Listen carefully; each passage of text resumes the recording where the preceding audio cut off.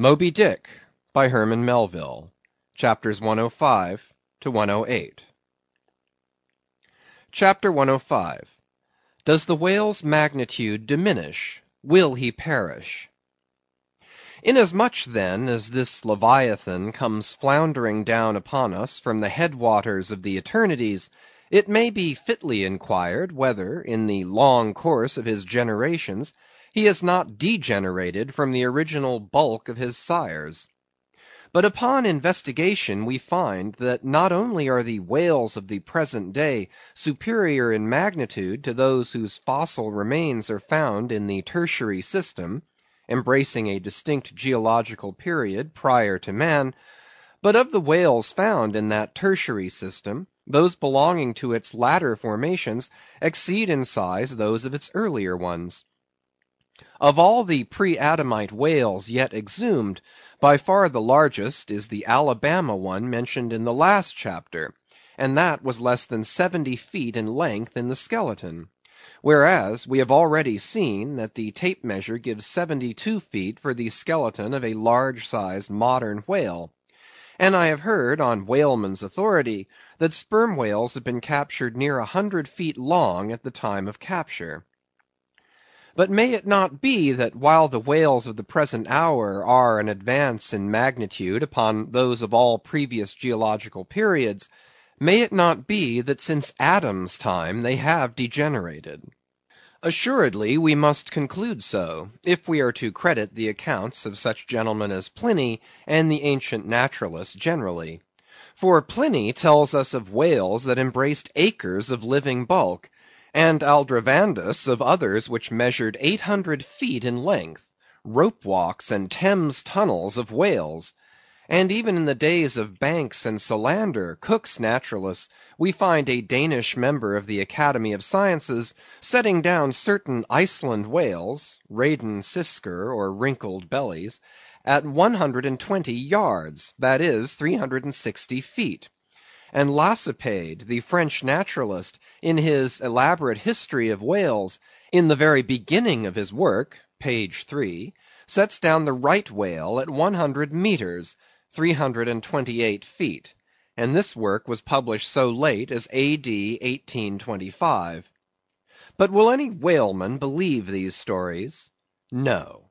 The whale of today is as big as his ancestors in Pliny's times; and if ever I go where Pliny is, I, a whaleman (more than he was), will make bold to tell him so; because I cannot understand how it is, that while the Egyptian mummies that were buried thousands of years before even Pliny was born do not measure so much in their coffins as a modern Kentuckian in his socks, and while the cattle and other animals sculptured on the oldest Egyptian and Nineveh tablets, by the relative proportions in which they are drawn, just as plainly prove that the high-bred, stall-fed, prize cattle of Smithfield not only equal, but far exceed in magnitude the fattest of Pharaoh's fat kine.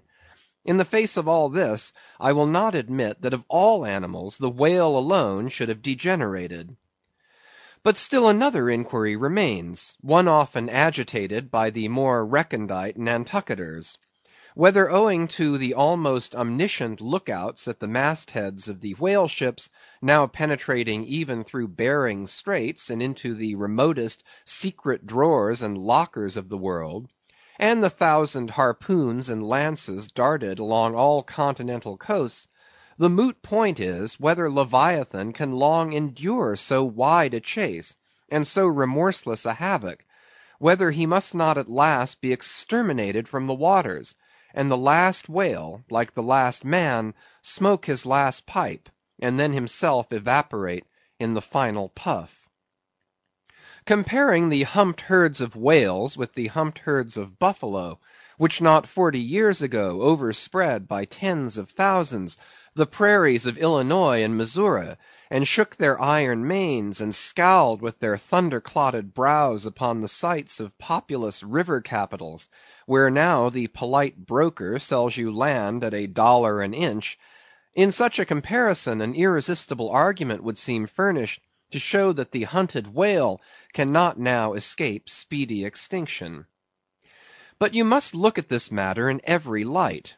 Though so short a period ago, not a good lifetime, the census of the buffalo in Illinois exceeded the census of men now in London, and though at the present day not one horn or hoof of them remains in all that region, and though the cause of this wondrous extermination was the spear of man, yet the far different nature of the whale hunt peremptorily forbids so inglorious an end to the Leviathan. 40 men in one ship hunting the sperm whales for 48 months think that they have done extremely well, and thank God if at last they carry home the oil of 40 fish. Whereas in the days of the old Canadian and Indian hunters and trappers of the West, when the far West, in whose sunsets suns still rise, was a wilderness and a virgin, the same number of moccasined men for the same number of months, mounted on horse instead of sailing in ships, would have slain not 40 but 40,000 and more buffaloes, a fact that, if need were, could be statistically stated. Nor, considered aright, does it seem any argument in favor of the gradual extinction of the sperm whale, for example, that in former years, the latter part of the last century, say, these leviathans in small pods were encountered much oftener than at present, and in consequence the voyages were not so prolonged, and were also much more remunerative. Because, as has been elsewhere noticed, those whales, influenced by some views to safety, now swim the seas in immense caravans, so that to a large degree the scattered solitaries, yolks, and pods, and schools of other days are now aggregated into vast, but widely separated, unfrequent armies. That is all. And equally fallacious seems the conceit, that because the so-called whalebone whales no longer haunt many grounds in former years abounding with them, hence that species also is declining. For they are only being driven from promontory to cape, and if one coast is no longer enlivened with their jets, then be sure some other and remoter strand has been very recently startled by the unfamiliar spectacle.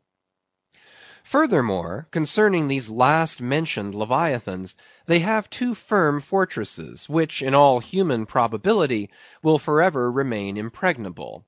And as upon the invasion of their valleys the frosty Swiss have retreated to their mountains, so, hunted from the savannas and glades of the middle seas, the whalebone whales can at last resort to their polar citadels, and diving under the ultimate glassy barriers and walls there, come up among icy fields and floes, and in a charmed circle of everlasting December bid defiance to all pursuit from man.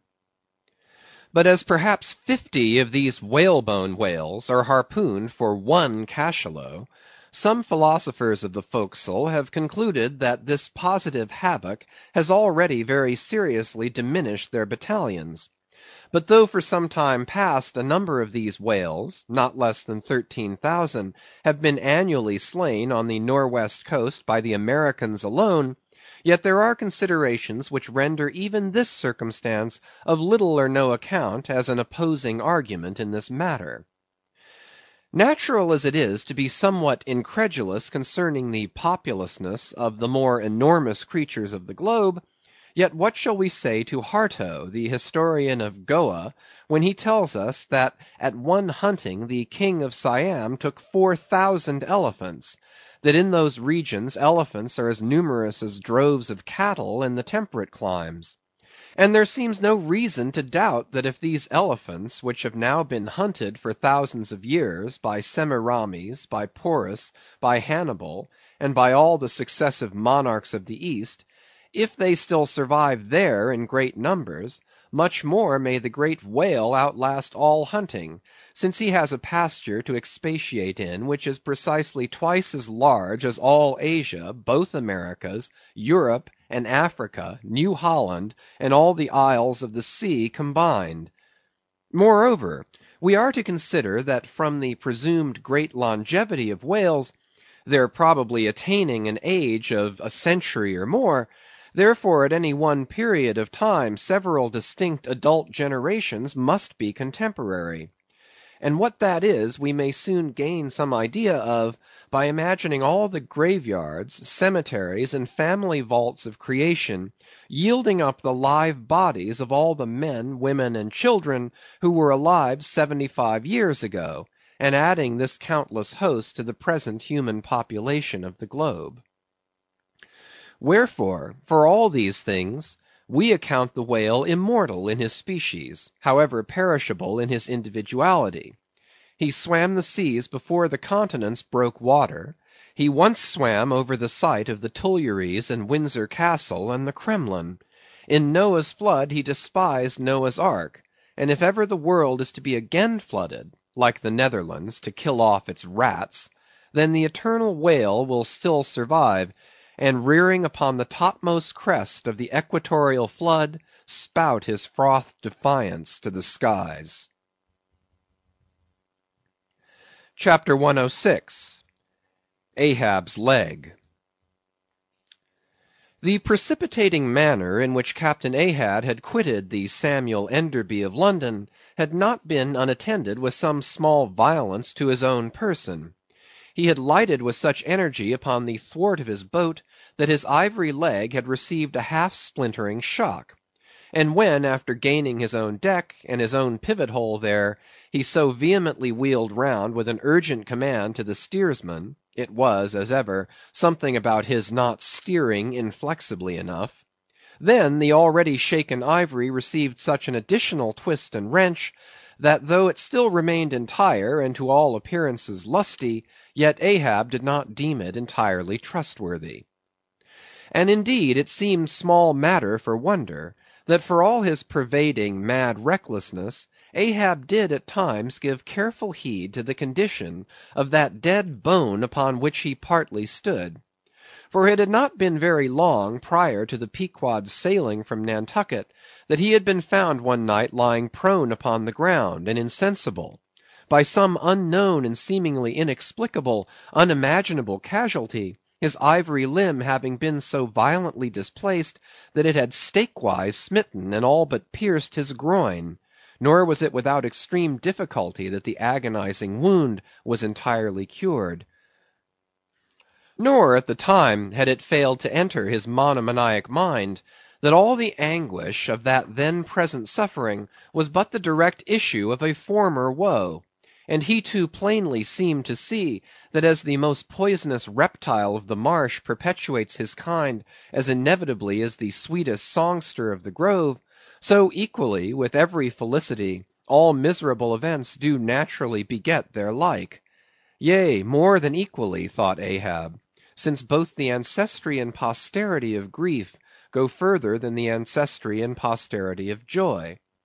For, not to hint of this, that it is an inference from certain canonic teachings, that while some natural enjoyments here shall have no children born to them for the other world, but, on the contrary, shall be followed by the joy childlessness of all hell's despair, whereas some guilty mortal miseries shall still fertilely beget to themselves an eternally progressive progeny of griefs beyond the grave, not at all to hint of this, there still seems an inequality in the deeper analysis of the thing. For, thought Ahab, while even the highest earthly felicities have a certain unsignifying pettiness lurking in them, but at bottom all heart woes, a mystic significance, and in some men an archangelic grandeur, so do their diligent tracings out not belie the obvious deduction. To trail the genealogies of these high mortal miseries carries us at last among the sourceless primogenitors of the gods, so that in the face of all the glad haymaking suns and soft cymbaling round harvest moons, we must needs give in to this, that the gods themselves are not forever glad. The ineffaceable sad birthmark in the brow of man is but the stamp of sorrow in the signers. Unwittingly here a secret has been divulged, which perhaps might more properly, in set way, have been disclosed before. With many other particulars concerning Ahab, Always had it remained a mystery to some why it was that for a certain period, both before and after the sailing of the Pequod, he had hidden himself away with such Grand Lama-like exclusiveness, and for that one interval sought speechless refuge, as it were, among the marble senate of the dead. Captain Peleg's bruited reason for this thing appeared by no means adequate, though, indeed, as touching all Ahab's deeper part, every revelation partook more of significant darkness than of explanatory light. But in the end it all came out. This one matter did, at least. That direful mishap was at the bottom of his temporary recluseness. And not only this, but to that ever-contracting, dropping circle ashore, who for any reason possessed the privilege of a less banned approach to him, to that timid circle the above-hinted casualty, remaining as it did, moodily unaccounted for by Ahab, invested itself with terrors not entirely underived from the land of spirits and of whales. So that, through their zeal for him, they had all conspired, so far as in them lay, to muffle up the knowledge of this thing from others, and hence it was that not till a considerable interval had elapsed, did it transpire upon the Pequod's decks. But, be all this as it may, let the unseen, ambiguous synod in the air, or the vindictive princes and potentates of fire, have to do or not with earthly Ahab, yet in this present matter of his leg, he took plain, practical procedures. He called the carpenter. And when that functionary appeared before him, he bade him without delay set about making a new leg, and directed the mates to see him supplied with all the studs and joists of jaw ivory (sperm whale) which had thus far been accumulated on the voyage, in order that a careful selection of the stoutest, clearest grained stuff might be secured. This done, the carpenter received orders to have the leg completed that night, and to provide all the fittings for it, independent of those pertaining to the distrusted one in use. Moreover, the ship's forge was ordered to be hoisted out of its temporary idleness in the hold, and to accelerate the affair, the blacksmith was commanded to proceed at once to the forging of whatever iron contrivances might be needed. Chapter 107. The Carpenter. Seat thyself sultanically among the moons of Saturn, and take high abstracted man alone, and he seems a wonder, a grandeur, and a woe. But from the same point take mankind in mass, and for the most part they seem a mob of unnecessary duplicates, both contemporary and hereditary. But most humble though he was, and far from furnishing an example of the high humane abstraction, the Pequod's carpenter was no duplicate. Hence he now comes in person on this stage. Like all sea-going ship carpenters, and more especially those belonging to whaling vessels, he was to a certain off-handed practical extent alike experienced in numerous trades and callings collateral to his own, the carpenter's pursuit being the ancient and outbranching trunk of all those numerous handicrafts which more or less have to do with wood as an auxiliary material. But besides the application to him of the generic remark above, this carpenter of the Pequod was singularly efficient in those thousand nameless mechanical emergencies continually recurring in a large ship, upon a 3 or 4 years' voyage in uncivilized and far distant seas. For not to speak of his readiness in ordinary duties, repairing stove boats, sprung spars, reforming the shape of clumsy bladed oars, inserting bull's eyes in the deck, or new tree nails in the side planks, and other miscellaneous matters more directly pertaining to his special business, he was moreover unhesitatingly expert in all manner of conflicting aptitudes, both useful and capricious. The one grand stage where he enacted all his various parts, so manifold, was his vice bench, a long, rude, ponderous table, furnished with several vices, of different sizes, and both of iron and of wood. At all times, except when whales were alongside, this bench was securely lashed athwartships against the rear of the try works. A belaying pin is found too large to be easily inserted into its hole. The carpenter claps it into one of his ever-ready vices, and straightway files it smaller. A lost land bird of strange plumage strays on board, and is made a captive. Out of clean-shaved rods of right whalebone, and cross-beams of sperm whale ivory, the carpenter makes a pagoda-looking cage for it. An oarsman sprains his wrist. The carpenter concocts a soothing lotion. Stubb longed for vermilion stars to be painted upon the blade of his every oar. Screwing each oar in his big vise of wood, the carpenter symmetrically supplies the constellation. A sailor takes a fancy to wear shark-bone earrings. The carpenter drills his ears. Another has a toothache. The carpenter out-pincers, and clapping one hand upon his bench, bids him be seated there. But the poor fellow unmanageably winces under the unconcluded operation. Whirling round the handle of his wooden vice, the carpenter signs him to clap his jaw in that, if he would have him draw the tooth. Thus this carpenter was prepared at all points, and alike indifferent, and without respect in all. Teeth he accounted bits of ivory. Heads he deemed but top blocks. Men themselves he lightly held for capstans. But while now upon so wide a field thus variously accomplished, and with such liveliness of expertness in him too, all this would seem to argue some uncommon vivacity of intelligence. But not precisely so. For nothing was this man more remarkable than for a certain impersonal stolidity, as it were. Impersonal, I say, for it so shaded off into the surrounding infinite of things, that it seemed one with the general stolidity discernible in the whole visible world, which while pauselessly active in uncounted modes, still eternally holds its peace, and ignores you, though you dig foundations for cathedrals.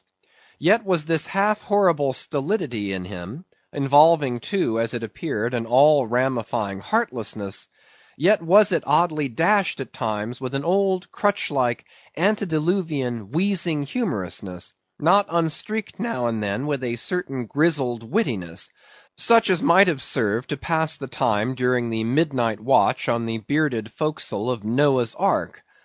Was it that this old carpenter had been a lifelong wanderer, whose much rolling to and fro not only had gathered no moss, but what is more, had rubbed off whatever small outward clingings might have originally pertained to him? He was a stripped abstract, an unfractioned integral, uncompromised as a new-born babe, living without premeditated reference to this world or the next. You might almost say that this strange uncompromisedness in him involved a sort of unintelligence, for in his numerous trades he did not seem to work so much by reason or by instinct, or simply because he had been tutored to it, or by any intermixture of all these, even or uneven, but merely by a kind of deaf and dumb, spontaneous, literal process. He was a pure manipulator. His brain, if he had ever had one, must have early oozed along into the muscles of his fingers.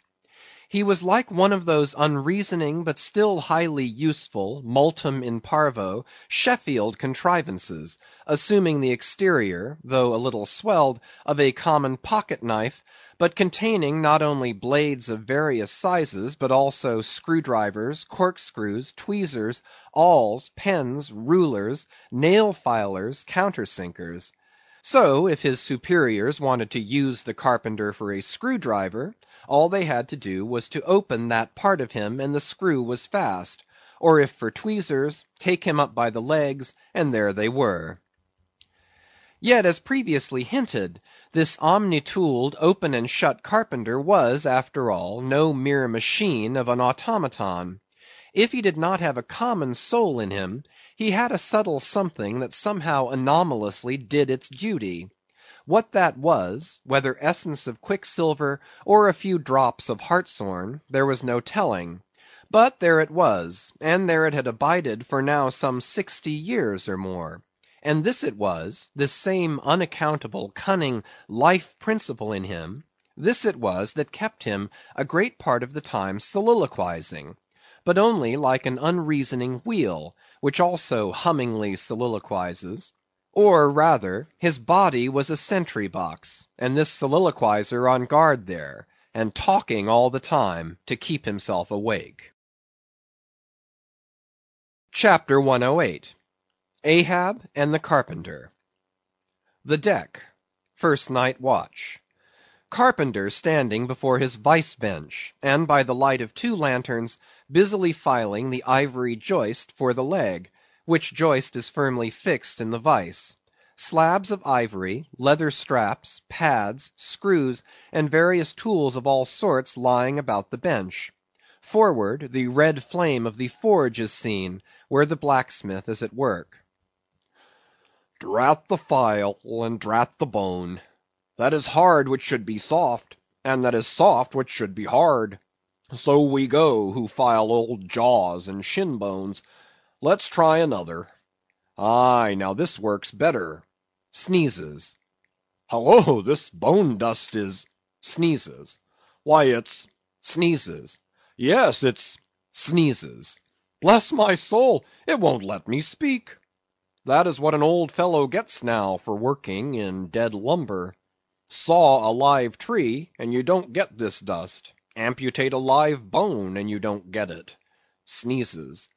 Come, come, you, old smut, there, bear a hand, and let's have that ferrule and buckle screw. I'll be ready for them presently. Lucky now, sneezes, there's no knee joint to make. That might puzzle a little, but a mere shin bone, why, it's as easy as making hop poles, only I should like to put a good finish on.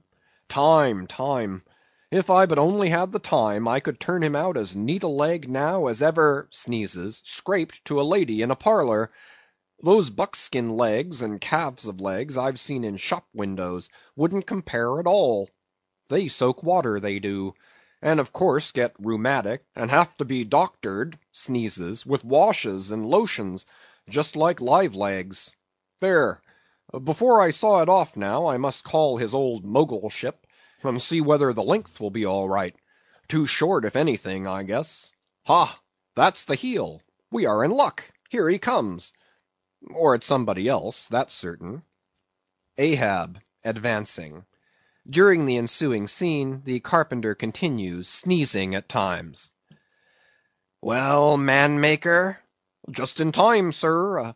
If the captain pleases, I will now mark the length. Let me measure, sir. Measured for a leg. Good. Well, it's not the first time. About it. There, keep thy finger on it. This is a cogent vice thou hast here, carpenter. Let me feel its grip once. So, so, it does pinch some. Oh, sir, it will break bones. Beware, beware. No fear. I like a good grip. I like to feel something in this slippery world that can hold man. What's Prometheus about there? The blacksmith, I mean. What's he about? He must be forging the buckle screw, sir, now. Right. It's a partnership. He supplies the muscle part. He makes a fierce red flame there. Aye, sir. He must have the white heat for this kind of fine work. So he must. I do deem it now a most meaning thing, that this old Greek Prometheus, who made men, they say, should have been a blacksmith, and animated them with fire. For what's made in fire must properly belong to fire, and so hell's probable. How the soot flies! This must be the remainder the Greek made the Africans of. Carpenter, when he's through with that buckle, tell him to forge a pair of steel shoulder blades. There's a peddler aboard with a crushing pack. Sir? Hold. While Prometheus is about it, I'll order a complete man after a desirable pattern. Imprimis, 50 feet high in his socks. Then chest modeled after the Thames Tunnel. Then legs with roots to 'em to stay in one place. Then arms 3 feet through the wrist, no heart at all, brass forehead, and about 1/4 of an acre of fine brains. And let me see. Shall I order eyes to see outwards? No, but put a skylight on top of his head to illuminate inwards. There, take the order and away. Now what's he speaking about, and who's he speaking to? I should like to know. Shall I keep standing here? Aside. 'Tis but indifferent architecture to make a blind dome. Here's one. No, no, no, I must have a lantern. Ho, ho, that's it, eh? Here are two, sir. One will serve my turn. What art thou thrusting that thief-catcher into my face for, man? Thrusted light is worse than presented pistols. I thought, sir, that you spoke to Carpenter. Carpenter? Why, that's... But no. A very tidy, and I may say, an extremely gentlemanlike sort of business thou art in here, Carpenter. Or wouldst thou rather work in clay? Sir, clay? Clay, sir, that's mud. We leave clay to ditchers, sir. The fellow's impious. What art thou sneezing about? Bone is rather dusty, sir. Take the hint, then, and when thou art dead, never bury thyself under living people's noses. Sir? Oh, I guess so. Yes, dear. Look ye, Carpenter, I dare say thou callest thyself a right good, workmanlike workman, eh? Well then, will it speak thoroughly well for thy work, if, when I come to mount this leg thou makest, I shall nevertheless feel another leg in the same identical place with it? That is, Carpenter, my old lost leg, the flesh and blood one, I mean. Canst thou not drive that old Adam away? Truly, sir, I begin to understand somewhat now. Yes, I have heard something curious on that score, sir. How a dismasted man never entirely loses the feeling of his old spar, but it will be still pricking him at times. May I humbly ask if it really be so, sir? It is, man. Look, put thy live leg here in the place where mine once was. So, now, here is only one distinct leg to the eye, yet two to the soul. Where thou feelest tingling life, there, exactly there to a hair, do I. Is it a riddle? I should humbly call it a poser, sir. Hiss, then. How dost thou know that some entire, living, thinking thing may not be invisibly and uninterpenetratingly standing precisely where thou now standest? Aye, and standing there in thy spite. In thy most solitary hours, then, dost thou not fear eavesdroppers? Hold! Don't speak. And if I still feel the smart of my crushed leg, though it be now so long dissolved, then why mayest not thou, Carpenter, feel the fiery pains of hell forever, and without a body? Huh? Good Lord! Truly, sir, if it comes to that, I must calculate over again. I think I didn't carry a small figure, sir. Look ye, Puddinghead should never grant premises. How long before the leg is done? Perhaps an hour, sir.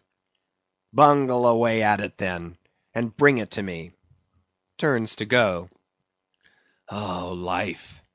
Here I am, proud as a Greek god, and yet standing deader to this blockhead for a bone to stand on. Cursed be that mortal inter-indebtedness, which will not do away with ledgers. I would be free as air, and I'm down in the whole world's books. I am so rich I could have given bid for bid with the wealthiest Praetorians at the auction of the Roman Empire, which was the world's, and yet I owe for the flesh in the tongue I brag with. By heavens, I'll get a crucible, and into it, and dissolve myself down to one small compendious vertebra. So. Carpenter, resuming his work. Well, well, well. Stubb knows him best of all, and Stubb always says he's queer. Says nothing but that one sufficient little word. Queer. He's queer, says Stubb. He's queer. Queer. Queer. and keeps dinning it into Mr. Starbuck all the time. Queer, sir, queer, queer, very queer. And here's his leg. Yes, now that I think of it, here's his bedfellow. He has a stick of whale's jawbone for a wife, and this is his leg. He'll stand on this. What was that now about one leg standing in 3 places, and all the 3 places standing in one hell? How was that? Oh, I don't wonder he looked so scornful at me. I'm a sort of strange-thoughted sometimes, they say, but that's only haphazard like. Then a short little old body like me should never undertake to wade out into deep waters with tall heron-built captains. The water chucks you under the chin pretty quick, and there's a great cry for lifeboats. And here's the heron's leg, long and slim, sure enough. Now, for most folks, one pair of legs lasts a lifetime, and that must be because they use them mercifully, as a tender-hearted old lady uses her roly-poly old coach-horses. But Ahab, oh, he's a hard driver. Look, driven one leg to death, and spavined the other for life, and now wears out bone legs by the cord. Hallo there, you smut! Bear a hand there with those screws, and let's finish it before the resurrection fellow comes a-calling with his horn for all legs, true or false, as brewery men go round collecting old beer barrels, to fill 'em up again. What a leg this is! It looks like a real live leg, filed down to nothing but the core. He'll be standing on this tomorrow. He'll be taking altitudes on it. Hullo! I almost forgot the little oval slate, smoothed ivory, where he figures up the latitude. So. Chisel, file, and sandpaper now. End of chapters 105 to 108. Moby Dick by Herman Melville, chapters 109 to 113. Chapter 109. Ahab and Starbuck in the cabin. According to usage, they were pumping the ship the next morning, and lo, no inconsiderable oil came up with the water. The casks below must have sprung a bad leak. Much concern was shown, and Starbuck went down into the cabin to report this unfavorable affair. Footnote: in sperm whalemen with any considerable quantity of oil on board, it is a regular semi-weekly duty to conduct a hose into the hold and drench the casks with sea water, which afterwards at varying intervals is removed by the ship's pumps. Hereby the casks are sought to be kept damply tight, while by the changed character of the withdrawn water the mariners readily detect any serious leakage in the precious cargo. End of footnote. Now, from the south and west, the Pequod was drawing nigh to Formosa and the Bashee Isles, between which lies one of the tropical outlets from the China waters into the Pacific. And so Starbuck found Ahab with a general chart of the Oriental archipelagos spread before him, and another separate one representing the long eastern coasts of the Japanese islands, Niphon, Matsmai, and Sikoke. With his snow-white new ivory leg braced against the screwed leg of his table, and with a long pruning hook of a jackknife in his hand, the wondrous old man, with his back to the gangway door, was wrinkling his brow and tracing his old courses again. "Who's there?" hearing the footstep at the door, but not turning round to it. "On deck! Be gone!" "Captain Ahab mistakes. It is I. The oil in the hold is leaking, sir. We must up Burton's and break out." "Up Burton's and break out? Now that we are nearing Japan? Heave to here for a week to tinker a parcel of old hoops?" "Either do that, sir, or waste in one day more oil than we may make good in a year. What we come 20,000 miles to get is worth saving, sir." "So it is, if we get it." "I was speaking of the oil in the hold, sir." "And I was not speaking or thinking of that at all. Begone! Let it leak. I'm all a leak myself. Aye, leaks in leaks. Not only full of leaky casks, but those leaky casks are in a leaky ship, and that's a far worse plight than the Pequod's, man. Yet I don't stop to plug my leak, for who can find it in the deep-loaded hull? Or how hope to plug it, even if found, in this life's howling gale? Starbuck, I'll not have the Burtons hoisted. What will the owners say, sir? Let the owners stand on Nantucket beach and out-yell the Typhoons. What cares Ahab? Owners, owners! Thou art always prating to me, Starbuck, about those miserly owners, as if the owners were my conscience.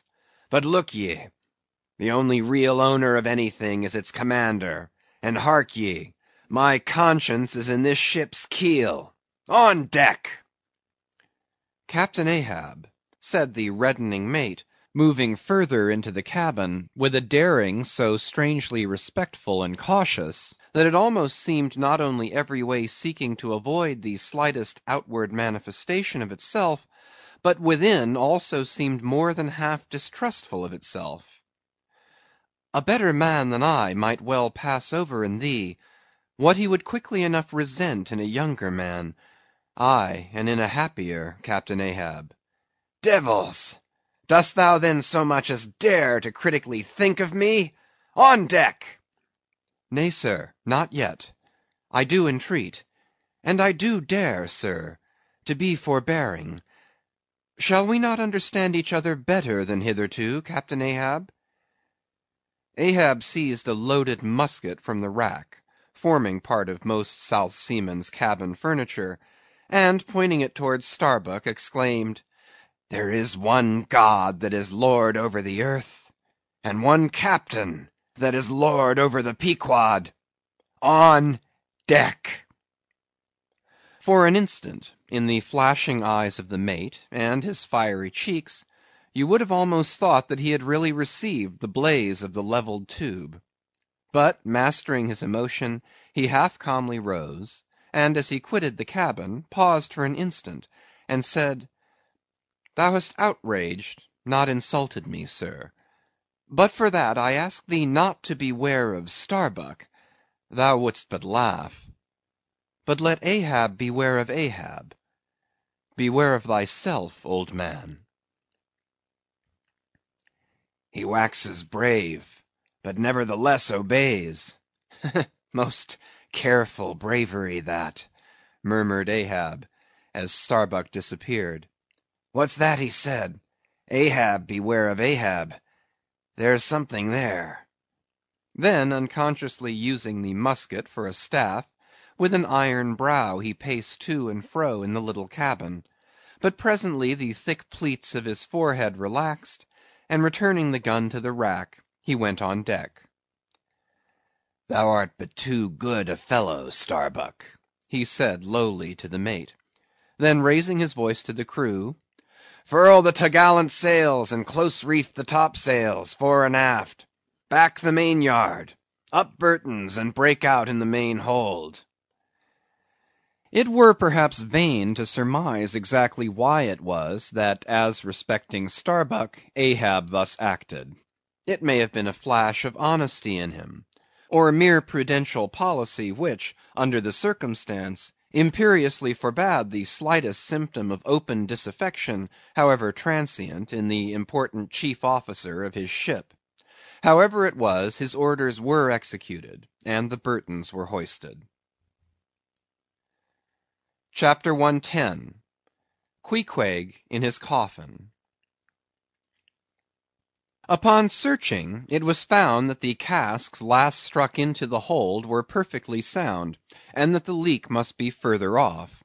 So, it being calm weather, they broke out deeper and deeper, disturbing the slumbers of the huge ground tier butts, and from that black midnight sending those gigantic moles into the daylight above. So deep did they go, and so ancient and corroded and weedy the aspect of the lowermost puncheons, that you almost looked next for some mouldy corner-stone cask containing coins of Captain Noah, with copies of the posted placards vainly warning the infatuated old world from the flood. Tierce after tierce, too, of water, and bread, and beef, and shooks of staves, and iron bundles of hoops, were hoisted out, till at last the piled decks were hard to get about, and the hollow hull echoed under foot, as if you were treading over empty catacombs, and reeled and rolled in the sea like an air-freighted demijohn. Top-heavy was the ship as a dinnerless student with all Aristotle in his head. Well was it that the typhoons did not visit them then. Now at this time it was that my poor pagan companion and fast bosom friend Queequeg was seized with a fever, which brought him nigh to his endless end. Be it said, that in this vocation of whaling, sinecures are unknown. Dignity and danger go hand in hand.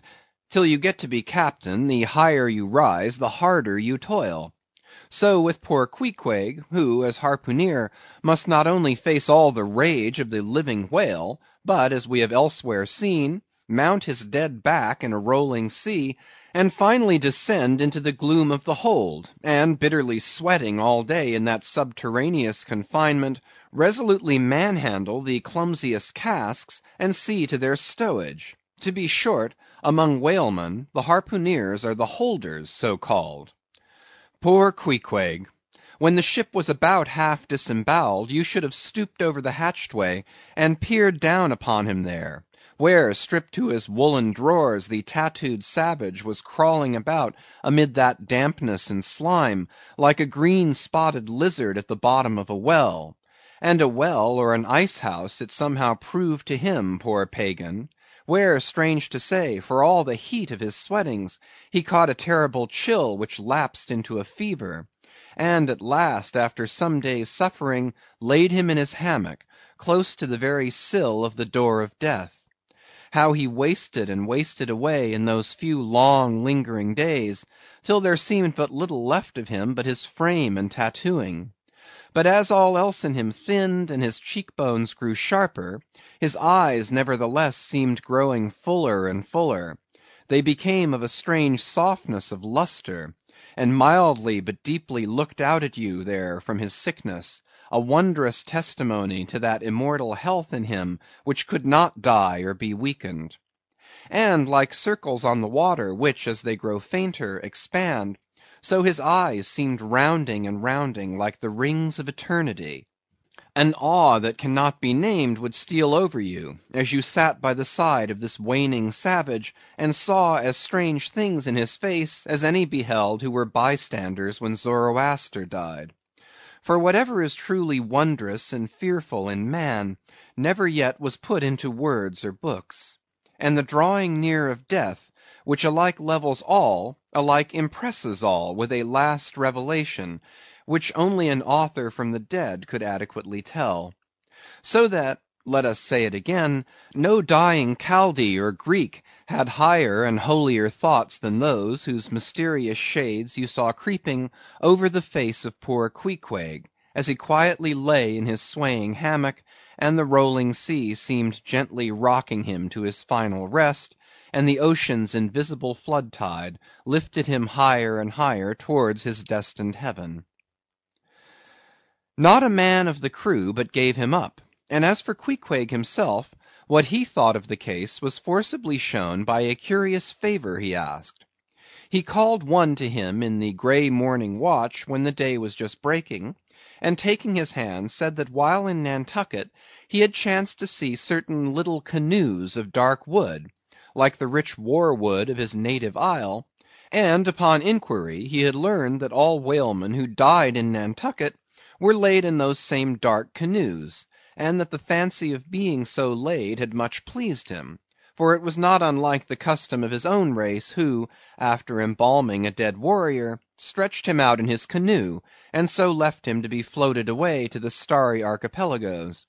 For not only do they believe that the stars are isles, but that far beyond all visible horizons, their own mild, uncontinented seas interflow with the blue heavens, and so form the white breakers of the Milky Way.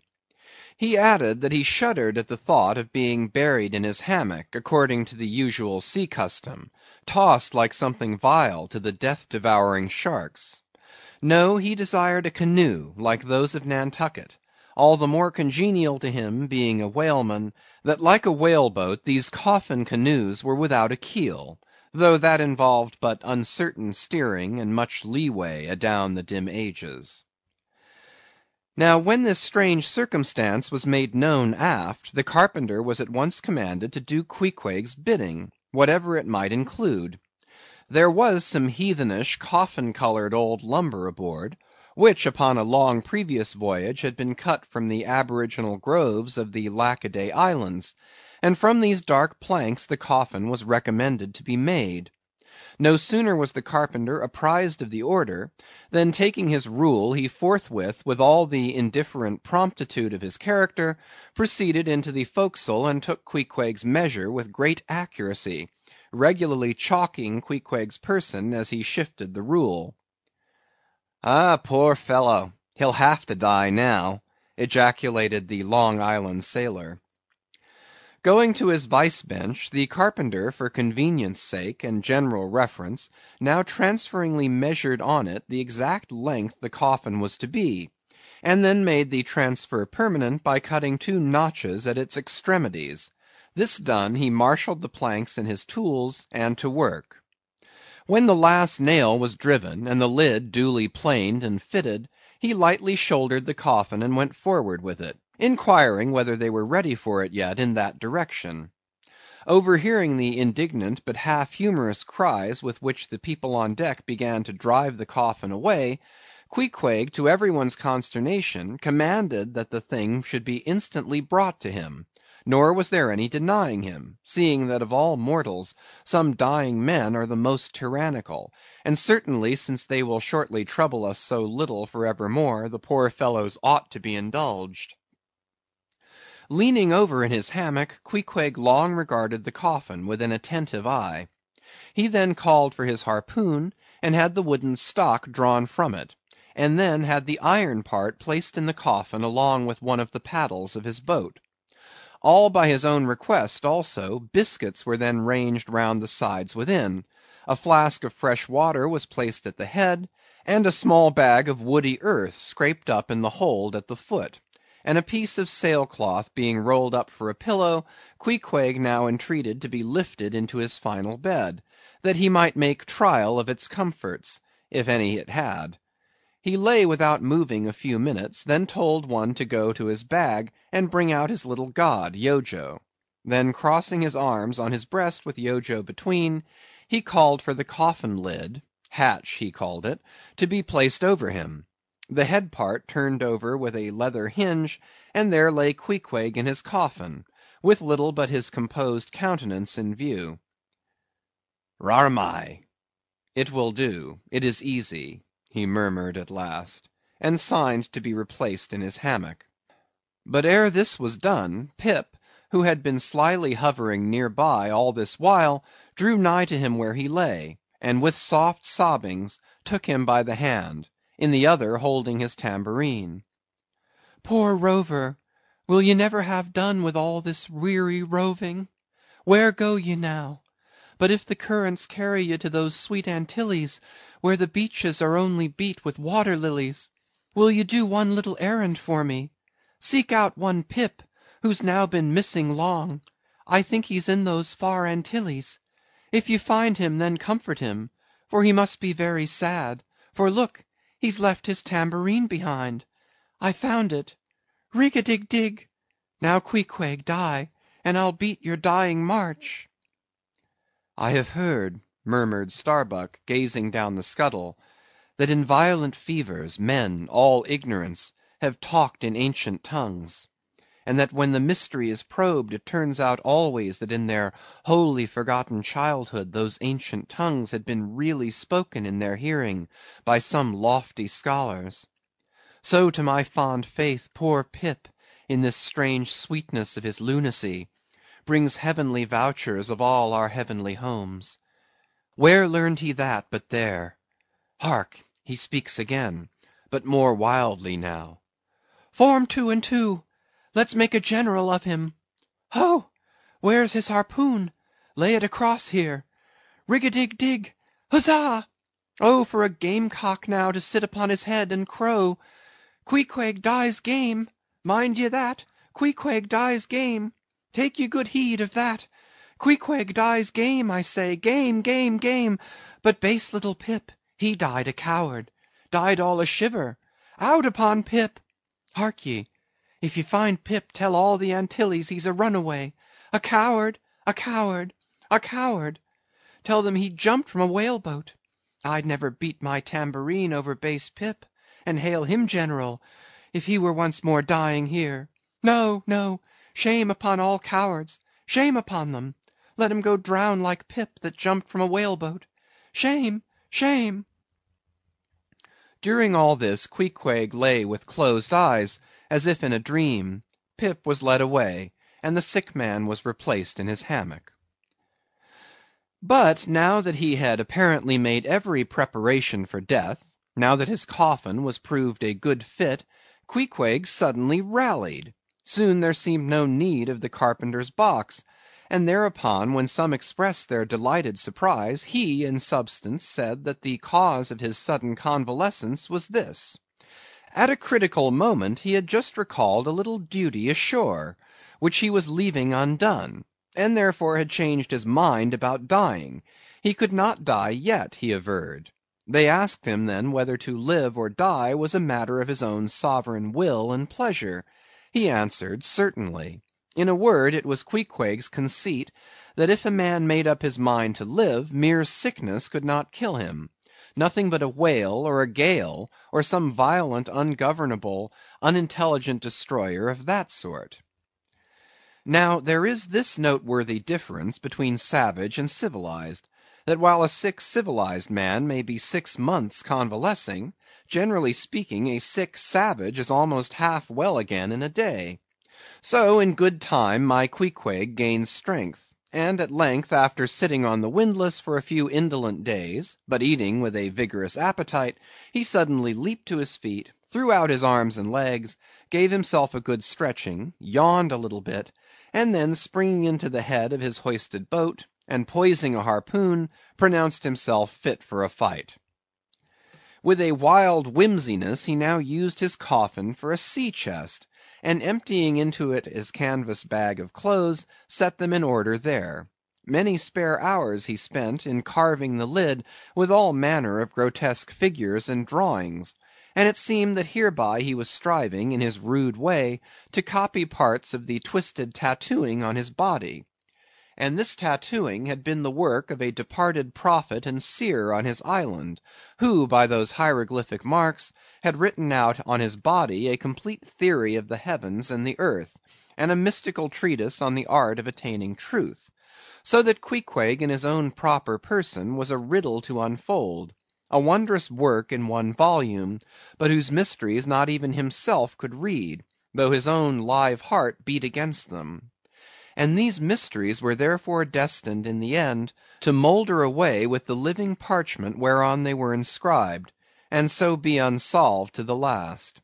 And this thought it must have been which suggested to Ahab that wild exclamation of his, when one morning turning away from surveying poor Queequeg, "Oh, devilish tantalization of the gods!" Chapter 111. The Pacific. When gliding by the Bashee Isles, we emerged at last upon the great South Sea. Were it not for other things, I could have greeted my dear Pacific with uncounted thanks, for now the long supplication of my youth was answered. That serene ocean rolled eastwards from me 1,000 leagues of blue. There is, one knows not what sweet mystery about this sea, whose gentle, awful stirrings seem to speak of some hidden soul beneath, like those fabled undulations of the Ephesian sod over the buried evangelist St. John. And meet it is, that over these sea pastures, wide rolling watery prairies and potters' fields of all 4 continents, the waves should rise and fall, and ebb and flow unceasingly; for here millions of mixed shades and shadows, drowned dreams, somnambulisms, reveries, all that we call lives and souls, lie dreaming, dreaming still, tossing like slumberers in their beds, the ever-rolling waves but made so by their restlessness. To any meditative Magian rover, this serene Pacific, once beheld, must ever after be the sea of his adoption. It rolls the midmost waters of the world, the Indian Ocean and Atlantic being but its arms. The same waves wash the moles of the new-built Californian towns, but yesterday planted by the recentest race of men, and lave the faded but still gorgeous skirts of Asiatic lands older than Abraham, while all between float milky ways of coral isles, and low-lying, endless, unknown archipelagos, and impenetrable Japans. Thus this mysterious, divine Pacific zones the world's whole bulk about, makes all coasts one bay to it, seems the tide-beating heart of earth. Lifted by those eternal swells, you needs must own the seductive god, bowing your head to Pan. But few thoughts of Pan stirred Ahab's brain, as, standing like an iron statue at his accustomed place beside the mizzen rigging, with one nostril he unthinkingly snuffed the sugary musk from the Bashy Isles, in whose sweet woods mild lovers must be walking, and with the other consciously inhaled the salt breath of the new-found sea, that sea in which the hated white whale must even then be swimming. Launched at length upon these almost final waters, and gliding towards the Japanese cruising ground, the old man's purpose intensified itself. His firm lips met like the lips of a vice. The delta of his forehead's veins swelled like overladen brooks. In his very sleep, his ringing cry ran through the vaulted hull. "Stern all! The white whale spouts thick blood!" Chapter 112. The Blacksmith. Availing himself of the mild summer-cool weather that now reigned in these latitudes, and in preparation for the peculiarly active pursuit shortly to be anticipated, Perth, the begrimed, blistered old blacksmith, had not removed his portable forge to the hold again after concluding his contributory work for Ahab's leg, but still retained it on deck, fast lashed to ring-bolts by the foremast, being now almost incessantly invoked by the headsmen and harpooneers and bowsmen to do some little job for them, altering or repairing or new shaping their various weapons and boat furniture. Often he would be surrounded by an eager circle, all waiting to be served, holding boat spades, pike heads, harpoons, and lances, and jealously watching his every sooty movement as he toiled. Nevertheless, this old man's was a patient hammer wielded by a patient arm. No murmur, no impatience, no petulance did come from him. Silent, slow, and solemn, bowing over still further his chronically broken back, he toiled away, as if toil were life itself, and the heavy beating of his hammer the heavy beating of his heart. And so it was. Most miserable. A peculiar walk in this old man, a certain slight but painful appearing yawing in his gait, had at an early period of the voyage excited the curiosity of the mariners, and to the importunity of their persisted questionings he had finally given in. So it came to pass that every one now knew the shameful story of his wretched fate. Belated, and not innocently, one bitter winter's midnight, on the road running between two country towns, the blacksmith half stupidly felt the deadly numbness stealing over him, and sought refuge in a leaning, dilapidated barn. The issue was the loss of the extremities of both feet. Out of this revelation, part by part, at last came out the 4 acts of the gladness, and the one long and as yet uncatastrophed 5th act of the grief of his life's drama. He was an old man, who, at the age of nearly 60, had postponedly encountered that thing in sorrow's technicals called ruin. He had been an artisan of famed excellence, and with plenty to do, owned a house and garden, embraced a youthful, daughter-like, loving wife, and 3 blithe, ruddy children, every Sunday went to a cheerful-looking church planted in a grove. But one night under cover of darkness, and further concealed in a most cunning disguisement, a desperate burglar slid into his happy home and robbed them all of everything. And darker yet to tell, the blacksmith himself did ignorantly conduct this burglar into his family's heart. It was the bottle conjurer. Upon the opening of that fatal cork, forth flew the fiend and shriveled up his home. Now, for prudent, most wise, and economic reasons, the blacksmith's shop was in the basement of his dwelling, but with a separate entrance to it, so that always had the young and loving, healthy wife listened with no unhappy nervousness, but with vigorous pleasure, to the stout ringing of her young-armed old husband's hammer, whose reverberations, muffled by passing through the floors and walls, came up to her not unsweetly in her nursery. And so to stout labor's iron lullaby the blacksmith's infants were rocked to slumber. Oh, woe on woe! O death, why canst thou not sometimes be timely? Hadst thou taken this old blacksmith to thyself ere his full ruin came upon him, then had the young widow had a delicious grief, and her orphans a truly venerable, legendary sire to dream of in their after years, and all of them a care-killing competency. But death plucked down some virtuous elder brother, on whose whistling daily toil solely hung the responsibilities of some other family, and left the worse than useless old man standing, till the hideous rot of life should make him easier to harvest. Why tell the whole? The blows of the basement hammer every day grew more and more between, and each blow every day grew fainter than the last. The wife sat frozen at the window, with tearless eyes, glitteringly gazing into the weeping faces of her children. The bellows fell, the forge choked up with cinders, the house was sold, the mother dived down into the long churchyard grass, her children twice followed her thither, and the houseless, familyless old man staggered off a vagabond in crape, his every woe unreverenced, his grey head a scorn to flaxen curls. Death seems the only desirable sequel for a career like this. But death is only a launching into the region of the strange untried. It is but the first salutation to the possibilities of the immense remote, the wild, the watery, the unshored. Therefore, to the death-longing eyes of such men, who still have left in them some interior compunctions against suicide, does the all-contributed and all-receptive ocean alluringly spread forth his whole plain of unimaginable, taking terrors, and wonderful, new life adventures; and from the hearts of infinite Pacifics, the thousand mermaids sing to them, "Come hither, broken-hearted.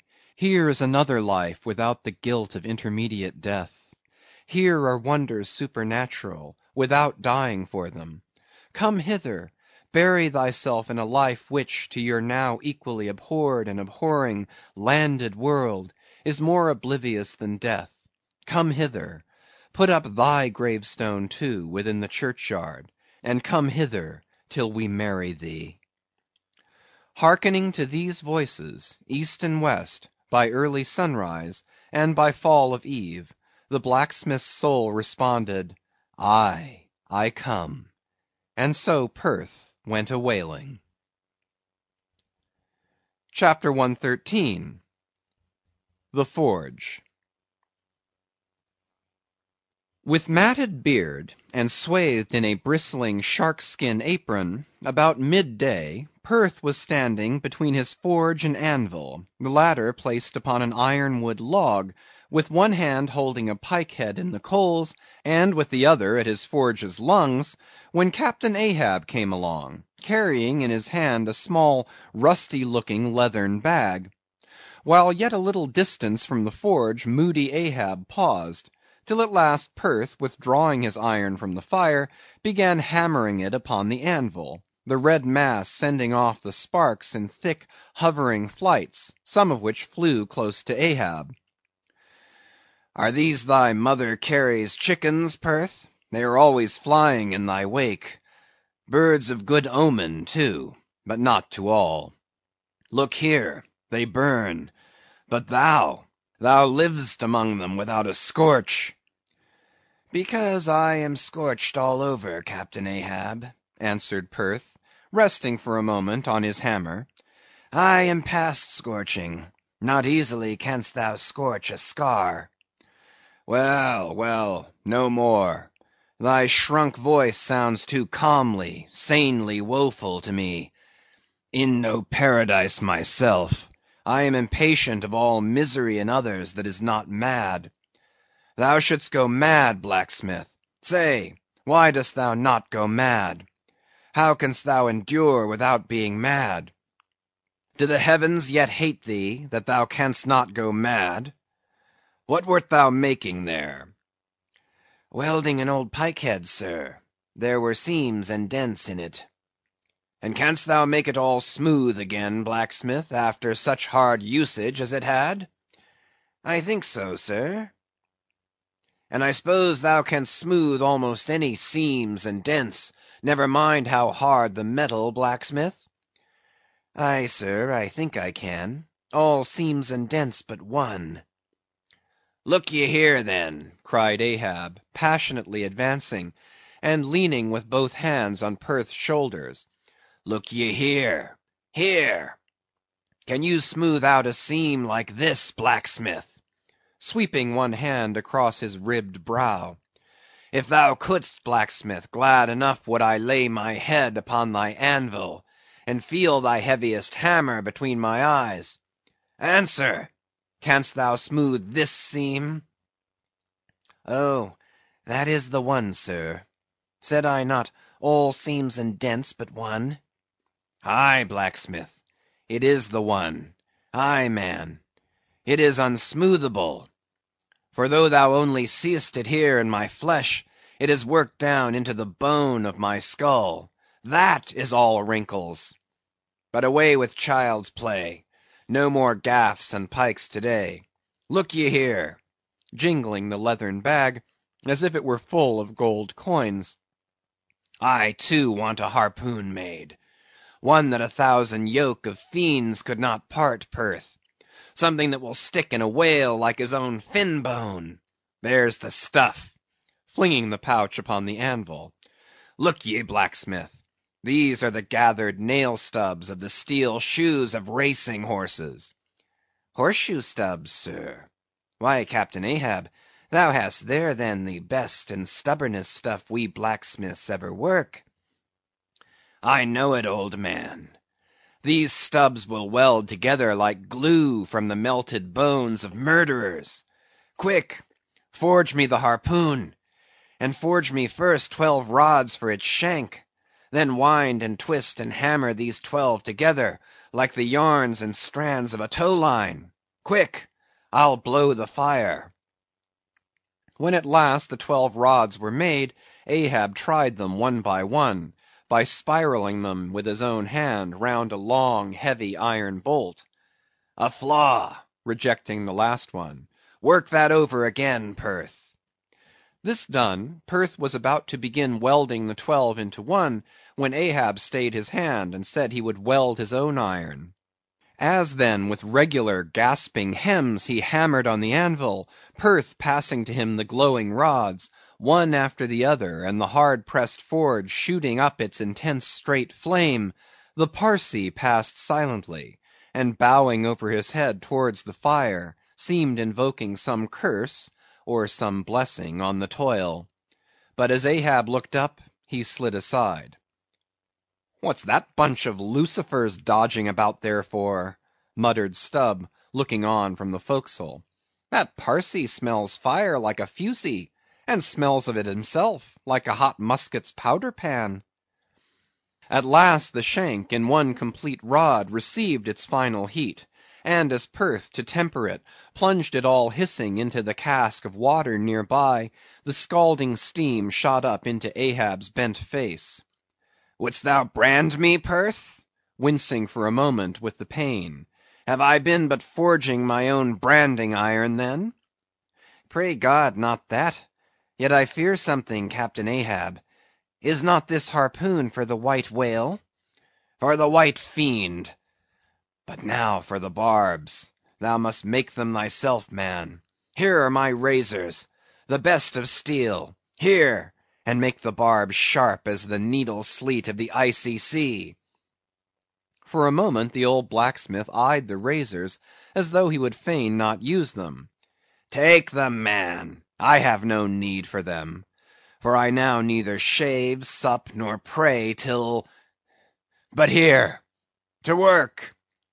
Fashioned at last into an arrowy shape, and welded by Perth to the shank, the steel soon pointed the end of the iron; and as the blacksmith was about giving the barbs their final heat prior to tempering them, he cried to Ahab to place the water cask near.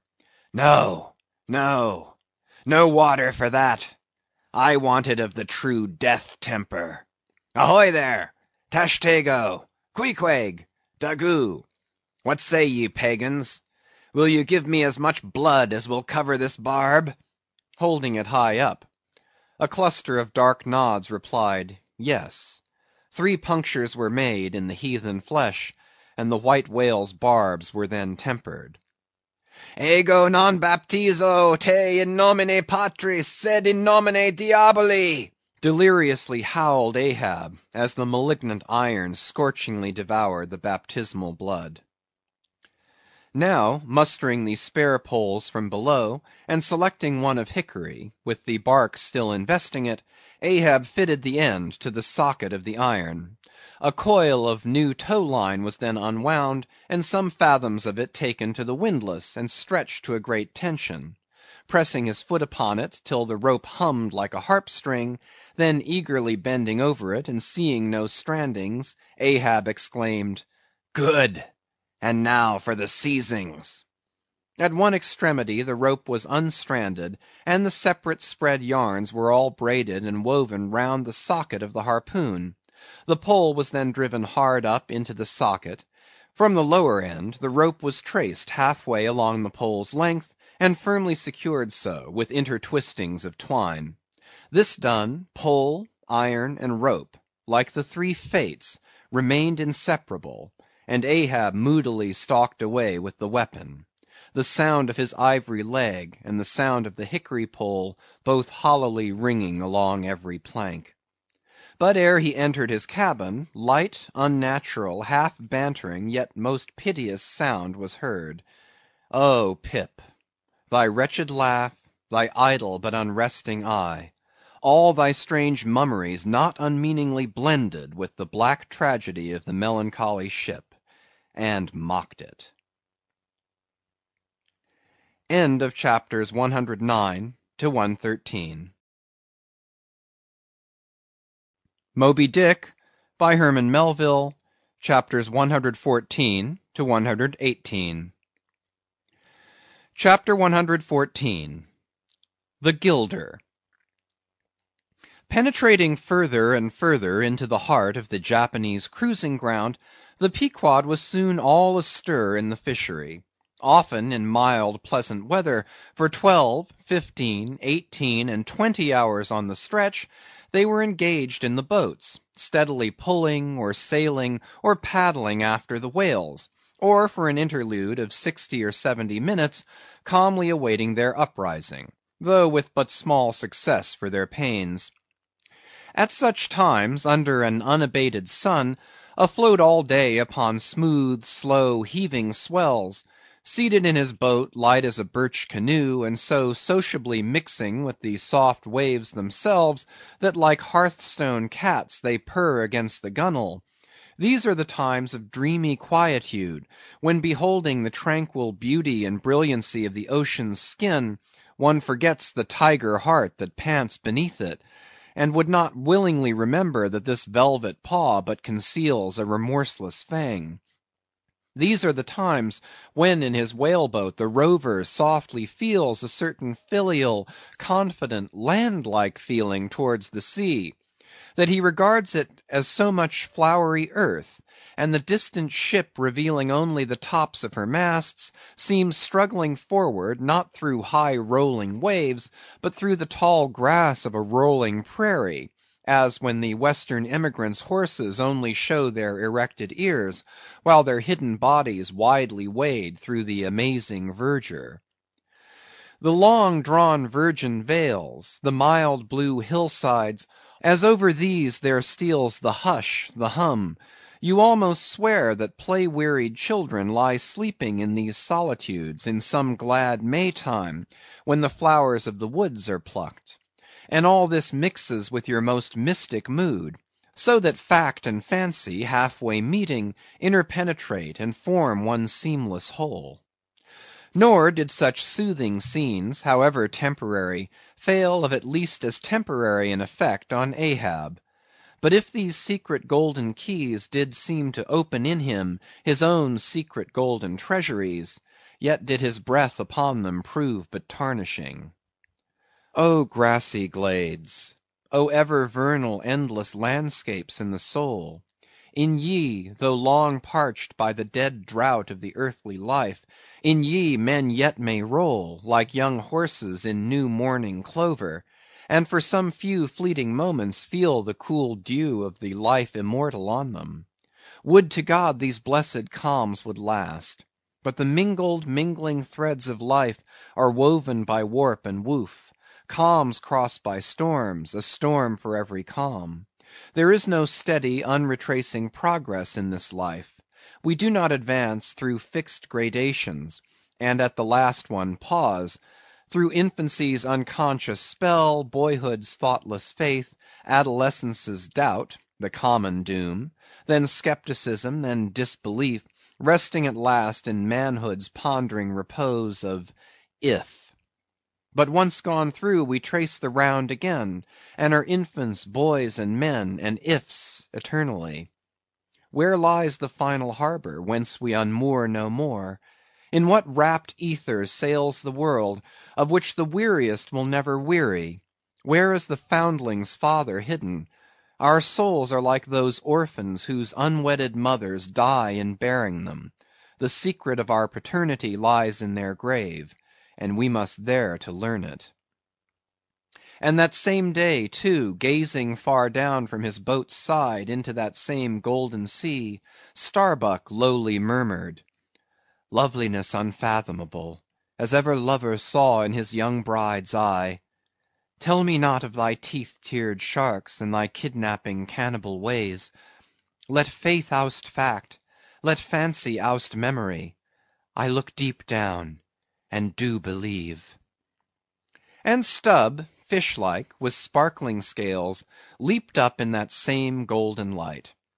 I am Stubb, and Stubb has his history. But here Stubb takes oaths that he has always been jolly. Chapter 115. The Pequod Meets the Bachelor. And jolly enough were the sights and sounds that came bearing down before the wind some few weeks after Ahab's harpoon had been welded.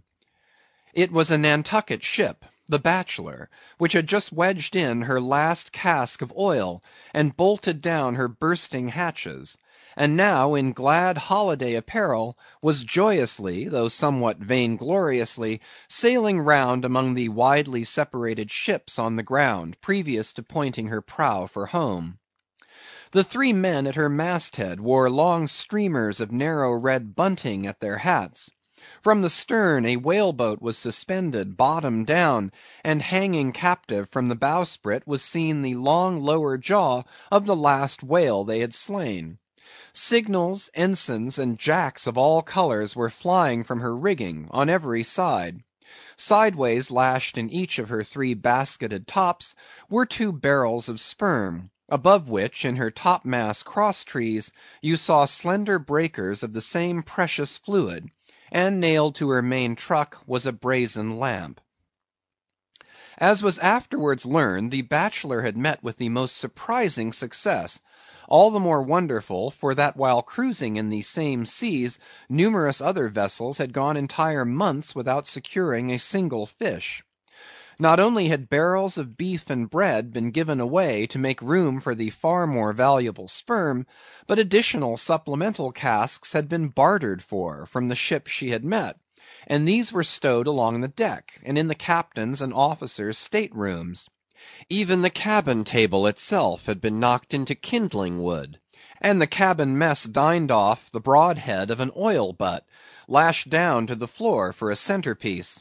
In the forecastle the sailors had actually cocked and pitched their chests, and filled them, It was humorously added that the cook had clapped a head on his largest boiler and filled it, that the steward had plugged his spare coffee pot and filled it, that the harpooneers had headed the sockets of their iron and filled them, that indeed everything was filled with sperm, except the captain's pantaloons pockets, and those he reserved to thrust his hands into in self-complacent testimony of his entire satisfaction.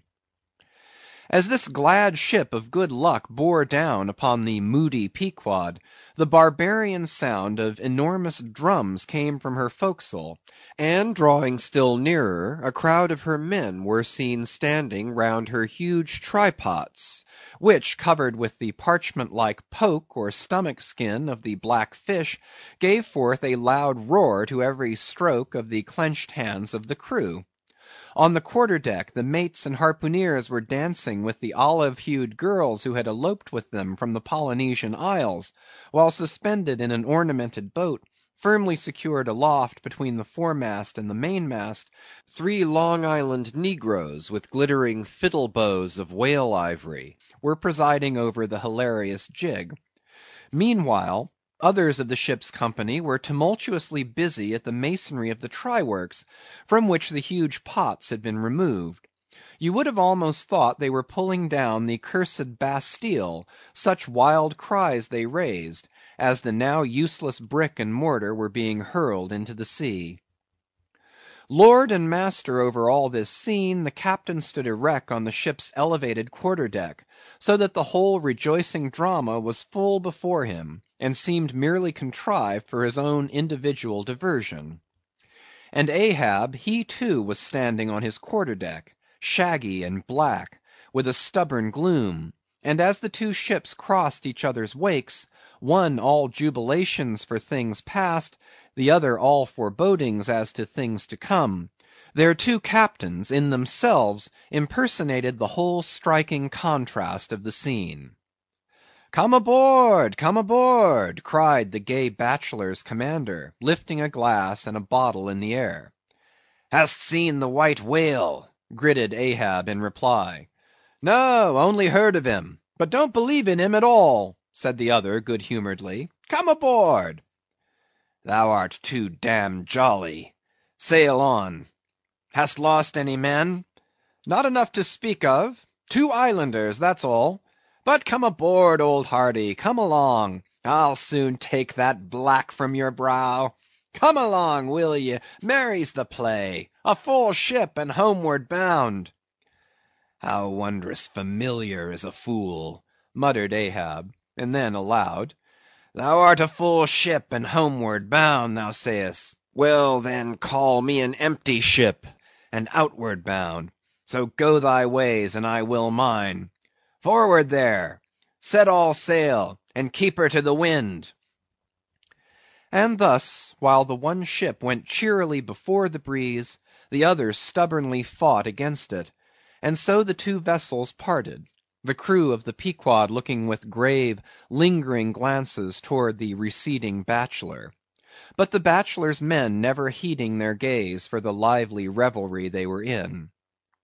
And as Ahab, leaning over the taffrail, eyed the homeward-bound craft, he took from his pocket a small vial of sand, and then looking from the ship to the vial, seemed thereby bringing 2 remote associations together, for that vial was filled with Nantucket soundings.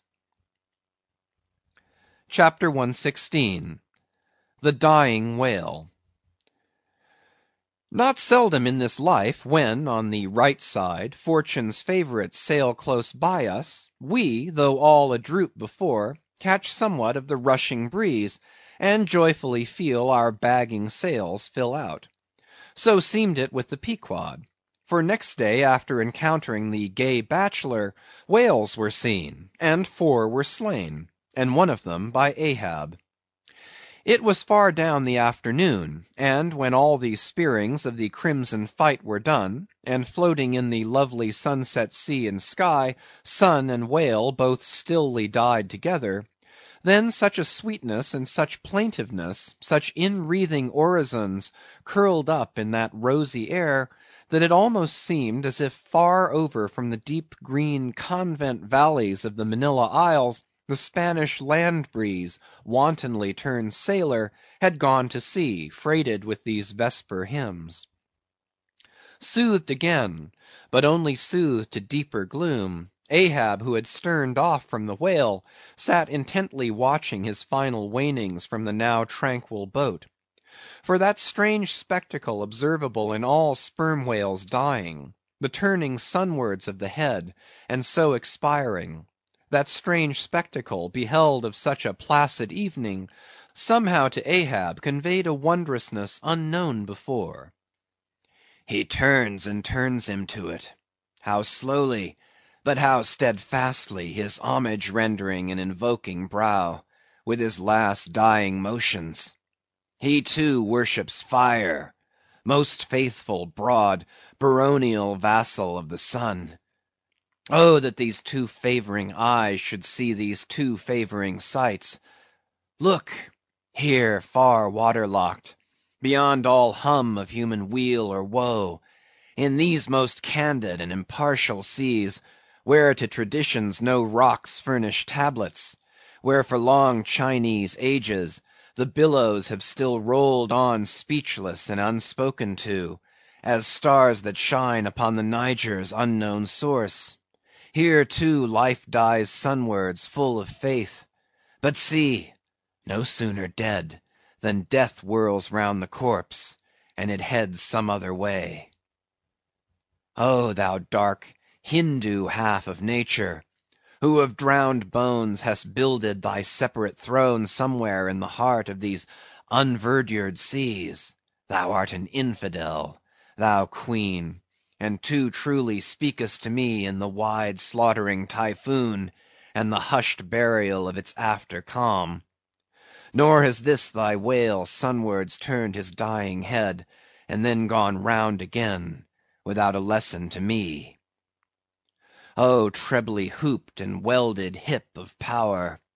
O high aspiring rainbowed jet! That one strivest, this one jettest all in vain.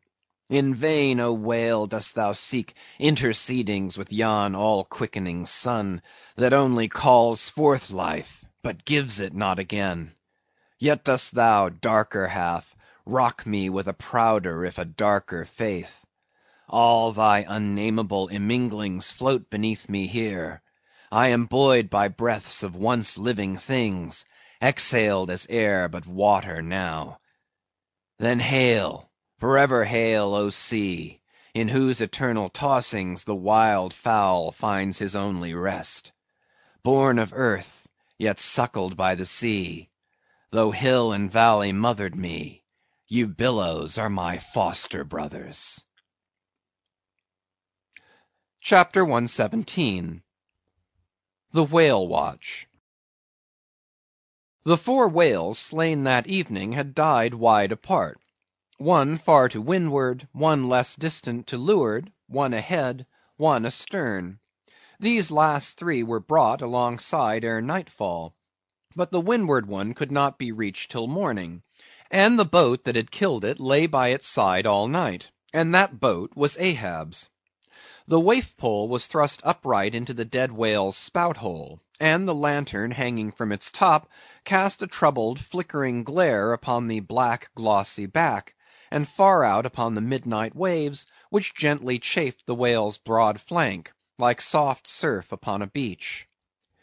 Ahab and all his boat's crew seemed asleep but the Parsee, who, crouching in the bow, sat watching the sharks that spectrally played round the whale, and tapped the light cedar planks with their tails. A sound like the moaning in squadrons over Asphaltites of unforgiven ghosts of Gomorrah ran shuddering through the air. Startled from his slumbers, Ahab, face to face, saw the Parsee, and hooped round by the gloom of the night, they seemed the last men in a flooded world. I have dreamed it again, said he. Of the hearses? Have I not said, old man, that neither hearse nor coffin can be thine? And who are hearsed that die on the sea? But I said, old man, that ere thou couldst die on this voyage, 2 hearses must verily be seen by thee on the sea, the first not made by mortal hands, and the visible wood of the last one must be grown in America. Aye, aye, a strange sight that, Parsee, a hearse and its plumes floating over the ocean with the waves for the pallbearers. Ha! Such a sight we shall not soon see. Believe it or not, thou canst not die till it be seen, old man. And what was that saying about thyself? Though it come to the last, I shall still go before thee, thy pilot. And when thou art so gone before, if that ever befall, then ere I can follow, thou must still appear to me, to pilot me still. Was it not so? Well, then, did I believe all ye say, O my pilot, I have here 2 pledges that I shall yet slay Moby Dick and survive it. Take another pledge, old man, said the Parsee, as his eyes lighted up like fireflies in the gloom. Hemp only can kill thee. The gallows, ye mean? I am immortal, then, on land and on sea, cried Ahab with a laugh of derision. Immortal, on land and on sea. Both were silent again, as one man. The grey dawn came on, and the slumbering crew arose from the boat's bottom, and ere noon the dead whale was brought to the ship. Chapter 118. The Quadrant. The season for the line at length drew near, and every day when Ahab, coming from his cabin, cast his eyes aloft, the vigilant helmsman would ostentatiously handle his spokes, and the eager mariners quickly run to the braces, and would stand there with all their eyes centrally fixed on the nailed doubloon, impatient for the order to point the ship's prow for the equator. In good time the order came. It was hard upon high noon, and Ahab, seated in the bows of his high-hoisted boat, was about taking his wonted daily observation of the sun to determine his latitude. Now in that Japanese sea the days in summer are as freshets of effulgences. That unblinkingly vivid Japanese sun seems the blazing focus of the glassy ocean's immeasurable burning glass. The sky looks lacquered, clouds there are none, the horizon floats, and this nakedness of unrelieved radiance is as the insufferable splendors of God's throne. Well that Ahab's quadrant was furnished with colored glasses, through which to take sight of that solar fire. So, swinging his seated form to the roll of the ship, and with his astrological-looking instrument placed to his eye, he remained in that posture for some moments to catch the precise instant when the sun should gain its precise meridian. Meantime, while his whole attention was absorbed, the Parsee was kneeling beneath him on that ship's deck, and with face thrown up like Ahab's, was eyeing the same sun with him. Only the lids of his eyes half hooded their orbs, and his wild face was subdued to an earthly passionlessness. At length the desired observation was taken, and with his pencil upon his ivory leg, Ahab soon calculated what his latitude must be at that precise instant. Then falling into a moment's reverie, he again looked up towards the sun, and murmured to himself, "Thou sea mark, thou high and mighty pilot! Thou tellest me truly where I am, but canst thou cast the least hint where I shall be? Or canst thou tell where some other thing besides me is this moment living? Where is Moby Dick? This instant thou must be eyeing him. These eyes of mine look into the very eye that is now beholding him. Aye, and into the eye that is even now equally beholding the objects on the unknown thither side of thee, thou sun." Then, gazing at his quadrant, and handling one after the other its numerous cabalistical contrivances, he pondered again, and muttered, "Foolish toy! Baby's plaything of haughty admirals, and commodores, and captains. The world brags of thee, of thy cunning and might. But what after all canst thou do but tell the poor pitiful point where thou thyself happenest to be on this wide planet, and the hand that holds thee? No, not one jot more. Thou canst not tell where one drop of water or one grain of sand will be to-morrow noon, and yet with thy impotence thou insultest the sun. Science! Curse thee, thou vain toy! And cursed be all the things that cast man's eyes aloft to that heaven, whose live vividness but scorches him, as these old eyes are even now scorched with thy light, O sun! Level by nature to this earth's horizon are the glances of man's eyes, not shot from the crown of his head, as if God had meant him to gaze on his firmament. Curse thee, thou quadrant! Dashing it to the deck. No longer will I guide my earthly way by thee. The level ship's compass, and the level dead reckoning, by log and by line, these shall conduct me, and show me my place on the sea. Aye, lighting from the boat to the deck. Thus I trample on thee, thou paltry thing, that feebly pointest on high. Thus I split and destroy thee. As the frantic old man thus spoke, and thus trampled with his live and dead feet, a sneering triumph that seemed meant for Ahab, and a fatalistic despair that seemed meant for himself, these passed over the mute, motionless Parsee's face. Unobserved, he rose and glided away, while, awestruck by the aspect of their commander, the seamen clustered together on the forecastle, till Ahab, troubledly pacing the deck, shouted out, "To the braces! Up helm! Square in!" In an instant the yards swung round, and as the ship half wheeled upon her heel, her three firm-seated, graceful masts, erectly poised upon her long, ribbed hull, seemed as the three Horatii pirouetting on one sufficient steed. Standing between the knightheads, Starbuck watched the Pequod's tumultuous way, and Ahab's also, as he went lurching along the deck. I have sat before dense coal fire and watched it all aglow, full of its tormented, flaming life, and I have seen it wane at last, down, down to dumbest dust. Old man of oceans, of all this fiery life of thine, what will at length remain but one little heap of ashes? "Aye," cried Stubb, "but sea-coal ashes. Mind ye that, Mr. Starbuck, sea-coal, not your common charcoal. Well, well, I heard Ahab mutter, here some one thrusts these cards into these old hands of mine, swears I must play them and no others. And damn me, Ahab, but thou actest right. Live in the game, and die in it." End of chapters 114 to 118. Moby Dick, by Herman Melville, chapters 119 to 123. Chapter 119. The Candles.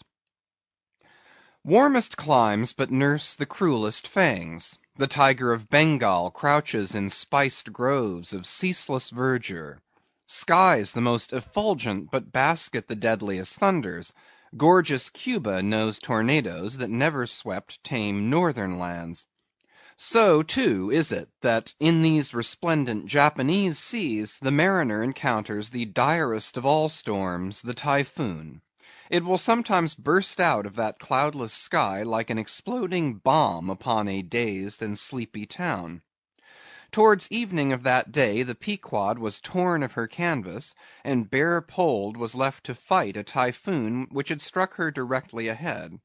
When darkness came on, sky and sea roared and split with the thunder, and blazed with the lightning, that showed the disabled masts fluttering here and there with the rags which the first fury of the tempest had left for its after sport. Holding by a shroud, Starbuck was standing on the quarter-deck, at every flash of the lightning glancing aloft to see what additional disaster might have befallen the intricate hamper there, while Stubb and Flask were directing the men in the higher hoisting and firmer lashing of the boats, but all their pains seemed naught. Though lifted to the very top of the cranes, the windward quarter boat, Ahab's, did not escape. A great rolling sea, dashing high up against the reeling ship's high teetering side, stove in the boat's bottom at the stern, and left it again all dripping through like a sieve. Bad work, Mr. Starbuck, said Stubb, regarding the wreck, but the sea will have its way. Stubb, for one, can't fight it. You see, Mr. Starbuck, a wave has such a great long start before it leaps. All round the world it runs, and then comes the spring. But as for me, all the start I have to meet it is just across the deck here. But never mind, it's all in fun, so the old song says. Sings. Oh, jolly is the gale, and a joker is the whale, a flourish in his tail. Such a funny, sporty, gamey, jesty, jokey, hokey-pokey lad is the ocean, oh. The scud all a-flyin', that's his flip-only foamin', when he stirs in the spicin'. Such a funny, sporty, gamey, jesty, jokey, hokey-pokey lad is the ocean, oh. Thunder splits the ship, but he only smacks his lips, a-tastin' of this flip. Such a funny, sporty, gamey, jesty, jokey, hokey-pokey lad is the ocean, oh. Avast, Stubb, cried Starbuck. Let the Typhoon sing, and strike his harp here in our rigging. But if thou art a brave man, thou wilt hold thy peace. But I'm not a brave man. Never said I was a brave man. I am a coward, and I sing to keep up my spirits. And I'll tell you what it is, Mr. Starbuck. There's no way to stop my singing in this world, but to cut my throat. And when that's done, 10 to 1 I sing ye the doxology for a wind-up. Madman! Look through my eyes if thou hast none of thine own. What? How can you see better of a dark night than anybody else? Never mind how foolish. Here, cried Starbuck, seizing Stubb by the shoulder, and pointing his hand towards the weather bow. Mark'st thou not that the gale comes from the eastward? The very course Ahab is to run from Moby Dick? The very course he swung to this day noon. Now mark his boat there. Where is that stove? In the stern sheets, man, where he is wont to stand. His standpoint is stove, man. Now jump overboard and sing away if thou must. I don't half understand ye. What's in the wind? Yes, round the Cape of Good Hope is the shortest way to Nantucket, soliloquized Starbuck suddenly, heedless of Stubb's question. The gale that now hammers at us to stave us, we can turn it into a fair wind that will drive us towards home. Yonder to windward is all blackness of doom, but to leeward, homeward, I see it lightens up there, but not with the lightning. At that moment, in one of the intervals of profound darkness, following the flashes, a voice was heard at his side, and almost at the same instant a volley of thunder peals rolled overhead. Who's there? Old Thunder, said Ahab, groping his way along the bulwarks to his pivot hole, but suddenly finding his path made plain to him by elbowed lances of fire. Now, as the lightning rod to a spire on shore is intended to carry off the perilous fluid into the soil, so the kindred rod which at sea some ships carry to each mast is intended to conduct it into the water. But as this conductor must descend to considerable depth, that its end may avoid all contact with the hull, and as, moreover, if kept constantly towing there, it would be liable to many mishaps, besides interfering not a little with some of the rigging, and more or less impeding the vessel's way in the water, because of all this, the lower parts of a ship's lightning rods are not always overboard, but are generally made in long slender links, so as to be the more readily hauled up into the chains outside, or thrown down into the sea as occasion may require. The rods! The rods! cried Starbuck to the crew, suddenly admonished to vigilance by the vivid lightning that had just been darting flambeaux to light Ahab to his post. Are they overboard? Drop them over, fore and aft, quick! Avast, cried Ahab. Let's have fair play here, though we be the weaker side. Yet I'll contribute to raise rods on the Himalayas and Andes, that all the world may be secured, but out on privileges. Let them be, sir. Look aloft! cried Starbuck. The corpusants! The corpusants! All the yard arms were tipped with a pallid fire, and, touched at each tri-pointed lightning rod end with 3 tapering white flames, each of the 3 tall masts was silently burning in that sulphurous air, like 3 gigantic wax tapers before an altar. "Blast the boat! Let it go!" cried Stubb at this instant, as a swashing sea heaved up under his own little craft, so that its gunwale violently jammed his hand, as he was passing a lashing. "Blast it!" But slipping backwards on the deck, his uplifted eyes caught the flames, and immediately shifting his tone, he cried, "The corpusants! Have mercy on us all!" To sailors, oaths are household words. They will swear in the trance of the calm, and in the teeth of the tempest. They will imprecate curses from the topsail yard arms when most they teeter over to a seething sea. But in all my voyagings, seldom have I heard a common oath when God's burning finger has been laid upon the ship, when his mene tekel upharsin has been woven into the shrouds and the cordage. While this pallidness was burning aloft, few words were heard from the enchanted crew, who in one thick cluster stood on the forecastle, all their eyes gleaming in that pale phosphorescence like a far-away constellation of stars. Relieved against the ghostly light, the gigantic jet negro, Daggoo, loomed up to thrice his real stature, and seemed the black cloud from which the thunder had come. The parted mouth of Tashtego revealed his shark-white teeth, which strangely gleamed as if they too had been tipped by corpusants, while, lit up by the preternatural light, Queequeg's tattooing burned like satanic blue flames on his body. The tableau all waned at last with the pallidness aloft, and once more the Pequod and every soul on her decks were wrapped in a pall. A moment or two passed, when Starbuck, going forward, pushed against some one. It was Stubb. "What thinkest thou now, man? I heard thy cry. It was not the same in the song." "No, it wasn't. I said, the corpusants have mercy on us all, and I hope they will still. But do they only have mercy on long faces? Have they no bowels for a laugh? And look ye, Mr. Starbuck—but it's too dark for a look. Hear me, then. I take that mast-head flame we saw for a sign of good luck, for those masts are rooted in a hold that is going to be chock-a-block with sperm oil, d'ye see? And so all that sperm oil will work up into the masts, like sap in a tree. Yes, our 3 masts will yet be as 3 spermaceti candles. That's the good promise we saw." At that moment Starbuck caught sight of Stubb's face slowly beginning to glimmer into sight. Glancing upwards, he cried, "See! See!" And once more the high, tapering flames were beheld with what seemed redoubled supernaturalness in their pallor. "The corpusants have mercy on us all!" cried Stubb again. At the base of the mainmast, full beneath the doubloon and the flame, the Parsee was kneeling in Ahab's front, but with his head bowed away from him, while near by, from the arched and overhanging rigging, where they had just been engaged in securing a spar, a number of the seamen, arrested by the glare, now cohered together, and hung pendulous, like a knot of numbed wasps from a drooping orchard twig.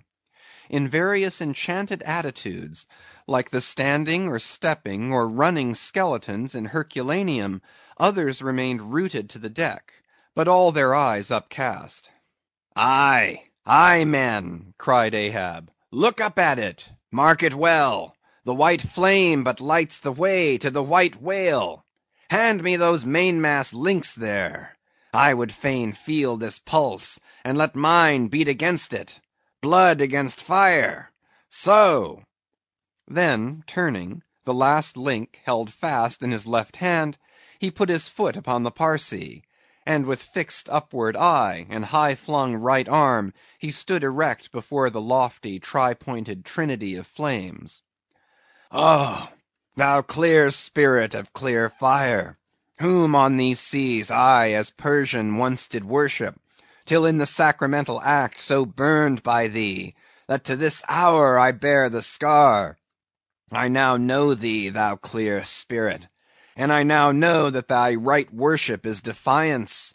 To neither love nor reverence wilt thou be kind, and e'en for hate thou canst but kill, and all are killed. No fearless fool now fronts thee. I own thy speechless, placeless power, but to the last gasp of my earthquake life will dispute its unconditional, unintegral mastery in me. In the midst of the personified impersonal, a personality stands here.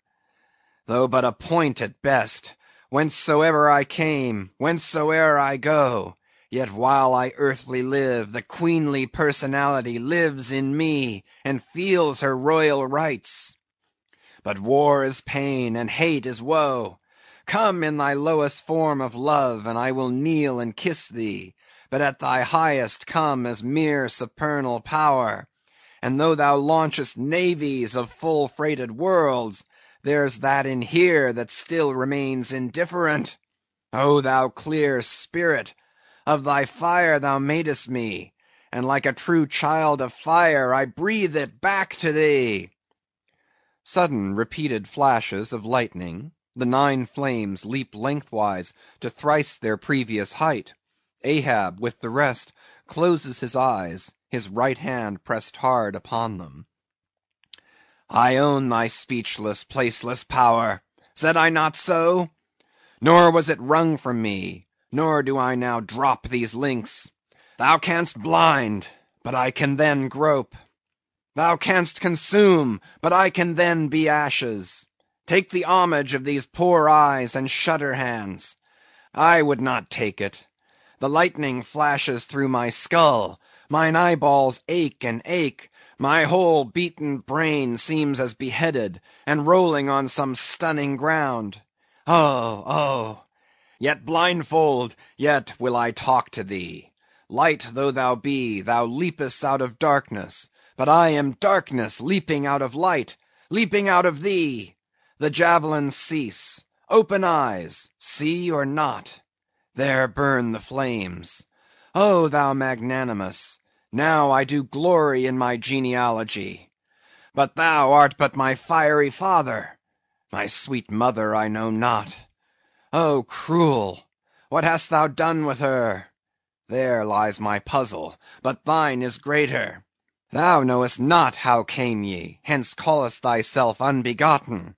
Certainly knowest not thy beginning, hence callest thyself unbegun. I know that of me which thou knowest not of thyself, O thou omnipotent. There is some unsuffusing thing beyond thee, thou clear spirit, to whom all thy eternity is but time, all thy creativeness mechanical. Through thee, thy flaming self, my scorched eyes do dimly see it. O thou foundling fire, thou hermit immemorial, thou too hast thy incommunicable riddle, thy unparticipated grief. Here again, with haughty agony, I read my sire. Leap, leap up and lick the sky. I leap with thee, I burn with thee, would fain be welded with thee. Defyingly, I worship thee. The boat! The boat! cried Starbuck. Look at thy boat, old man! Ahab's harpoon, the one forged at Perth's fire, remained firmly lashed in its conspicuous crotch, so that it projected beyond his whaleboat's bow; but the sea that had stove its bottom had caused the loose leather sheath to drop off, and from the keen steel barb there now came a levelled flame of pale, forked fire. As the silent harpoon burned there like a serpent's tongue, Starbuck grasped Ahab by the arm. God! God is against thee, old man! Forbear! 'Tis an ill voyage, ill begun, ill continued. Let me square the yards while we may, old man, and make a fair wind of it homewards, to go on a better voyage than this. Overhearing Starbuck, the panic-stricken crew instantly ran to the braces, though not a sail was left aloft. For the moment all the aghast mate's thoughts seemed theirs. They raised a half-mutinous cry, but dashing the rattling lightning links to the deck, and snatching the burning harpoon, Ahab waved it like a torch among them, swearing to transfix with it the first sailor that but cast loose a rope's end. Petrified by his aspect, and still more shrinking from the fiery dart that he held, the men fell back in dismay, and Ahab again spoke. All your oaths to hunt the white whale are as binding as mine, and heart, soul, and body, lungs and life, old Ahab is bound. And that ye may know to what tune this heart beats, look ye here, thus I blow out the last fear. And with one blast of his breath he extinguished the flame. As in the hurricane that sweeps the plain, men fly the neighborhood of some lone gigantic elm, whose very height and strength but render it so much the more unsafe, because so much the more a mark for thunderbolts. So at those last words of Ahab's, many of the mariners did run from him in a terror of dismay. CHAPTER 120. The deck towards the end of the first night watch. Ahab standing by the helm. Starbuck approaching him. We must send down the main topsail yard, sir. The band is working loose, and the lee lift is half stranded. Shall I strike it, sir? Strike nothing. Lash it.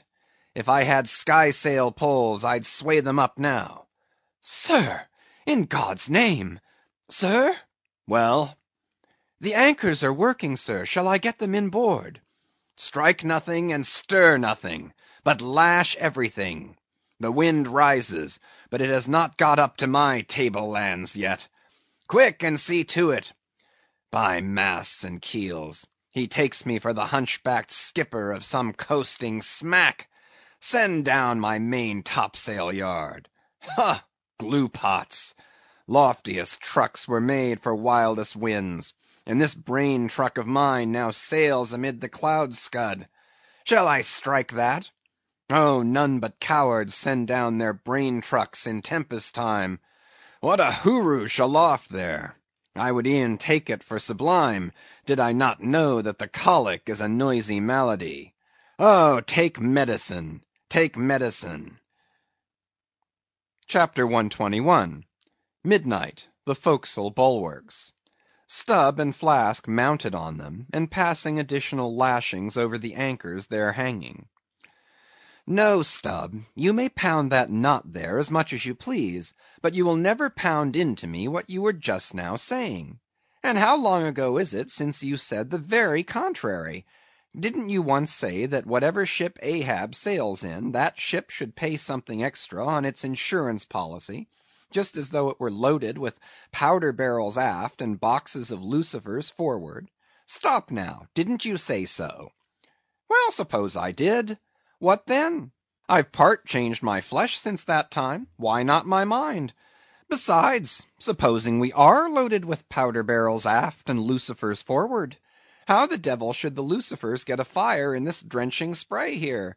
Why, my little man, you have pretty red hair, but you couldn't get a fire now.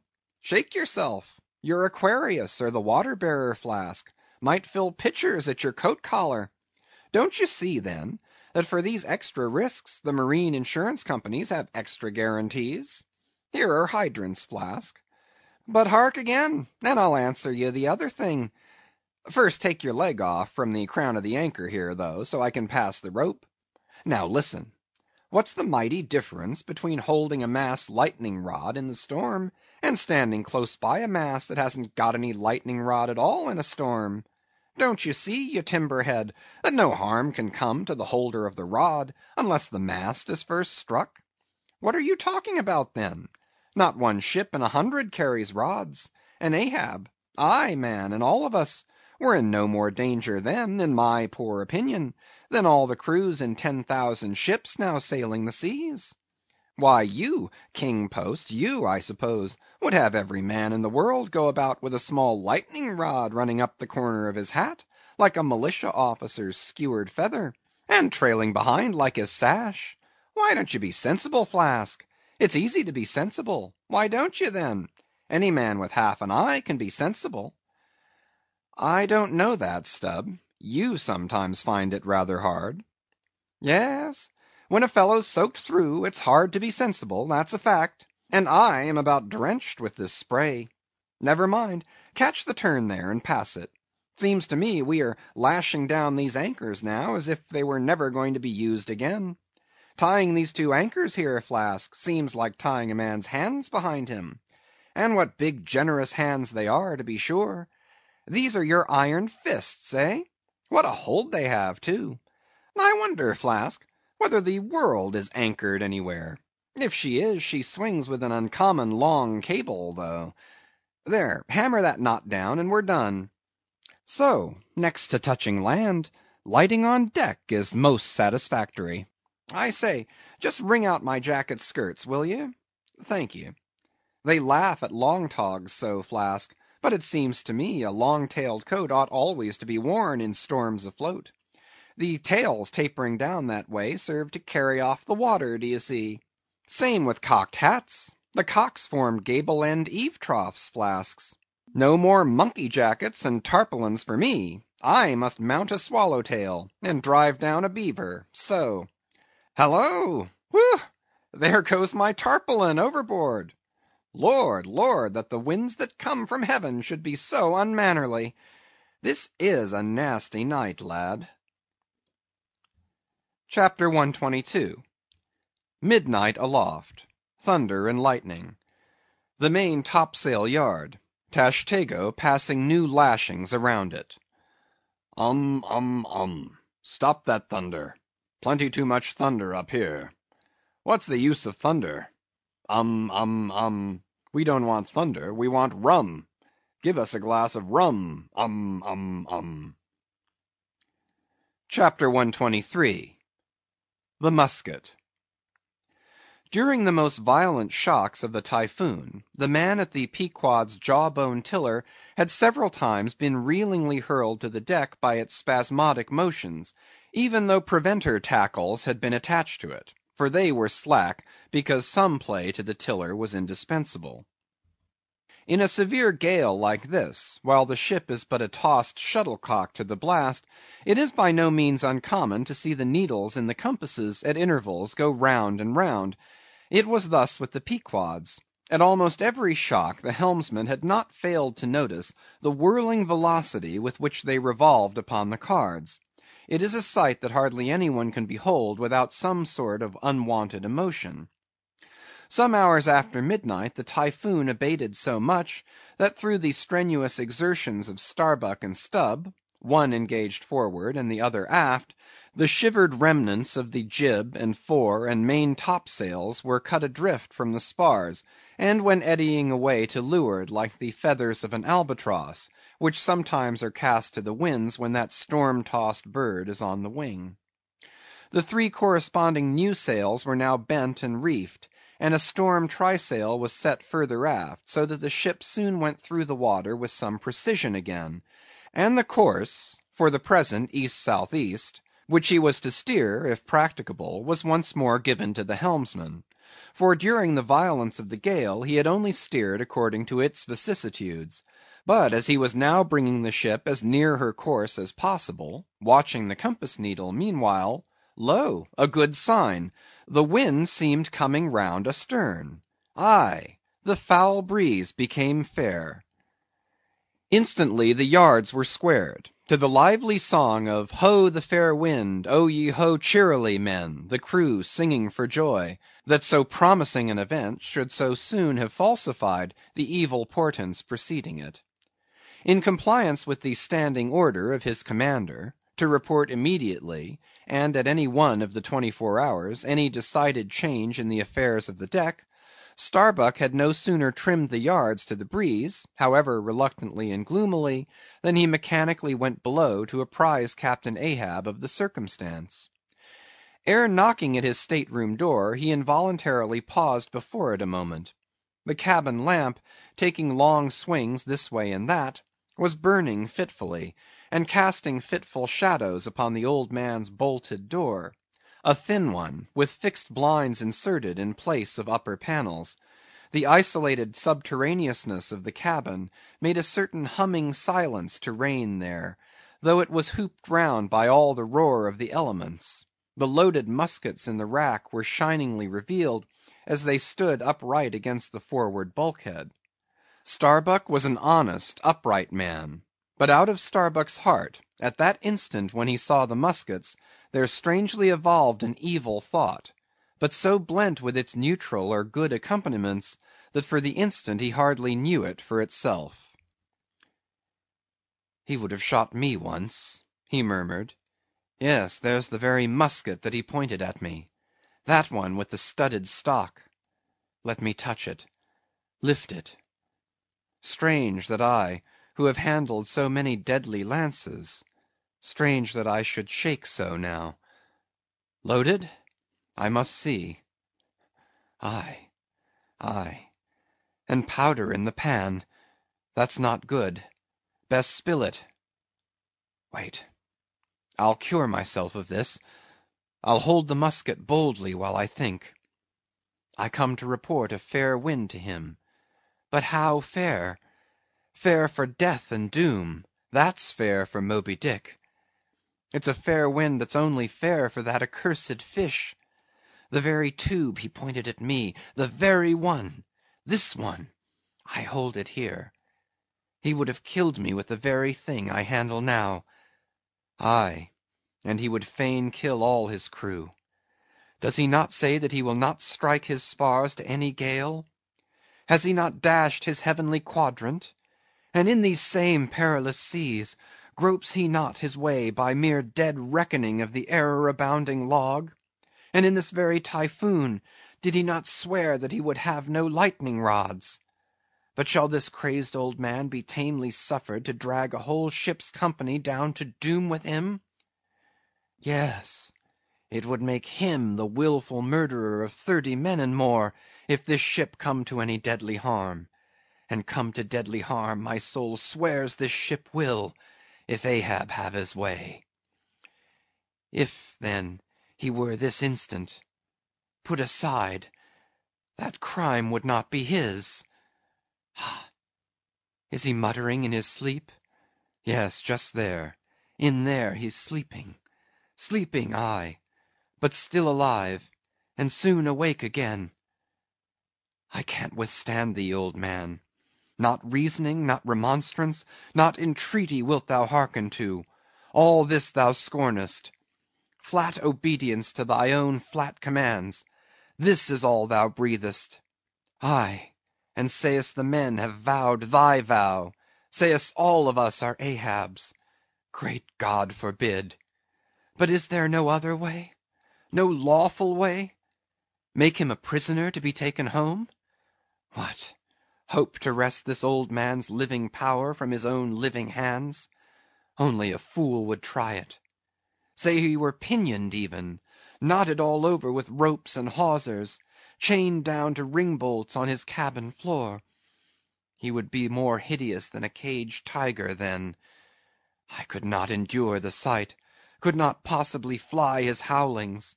All comfort, sleep itself, inestimable reason would leave me on the long, intolerable voyage. What then remains?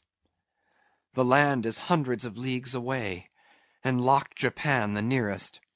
I stand alone here upon an open sea, with 2 oceans and a whole continent between me and law. Aye, aye, 'tis so. Is heaven a murderer, when its lightning strikes a would-be murderer in his bed, tindering sheets and skin together? And would I be a murderer then, if...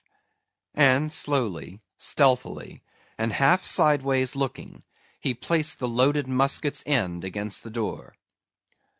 On this level Ahab's hammock swings within, his head this way. A touch, and Starbuck may survive to hug his wife and child again. Oh, Mary, Mary, boy, boy, boy! But if I wake thee not to death, old man, who can tell to what unsounded deeps Starbuck's body this day week may sink, with all the crew? Great God! Where art thou? Shall I? Shall I? The wind has gone down and shifted, sir. The fore and main topsails are reefed and set. She heads her course. Stern all, O Moby Dick, I clutch thy heart at last. Such were the sounds that now came hurtling from out the old man's tormented sleep, as if Starbuck's voice had caused a long dumb dream to speak. The yet levelled musket shook like a drunkard's arm against the panel. Starbuck seemed wrestling with an angel, but turning from the door, he placed the death tube in its rack, and left the place. He's too sound asleep, Mr. Stubb. Go thou down and wake him and tell him. I must see to the deck here. Thou knowest what to say. End of chapters 119 to 123.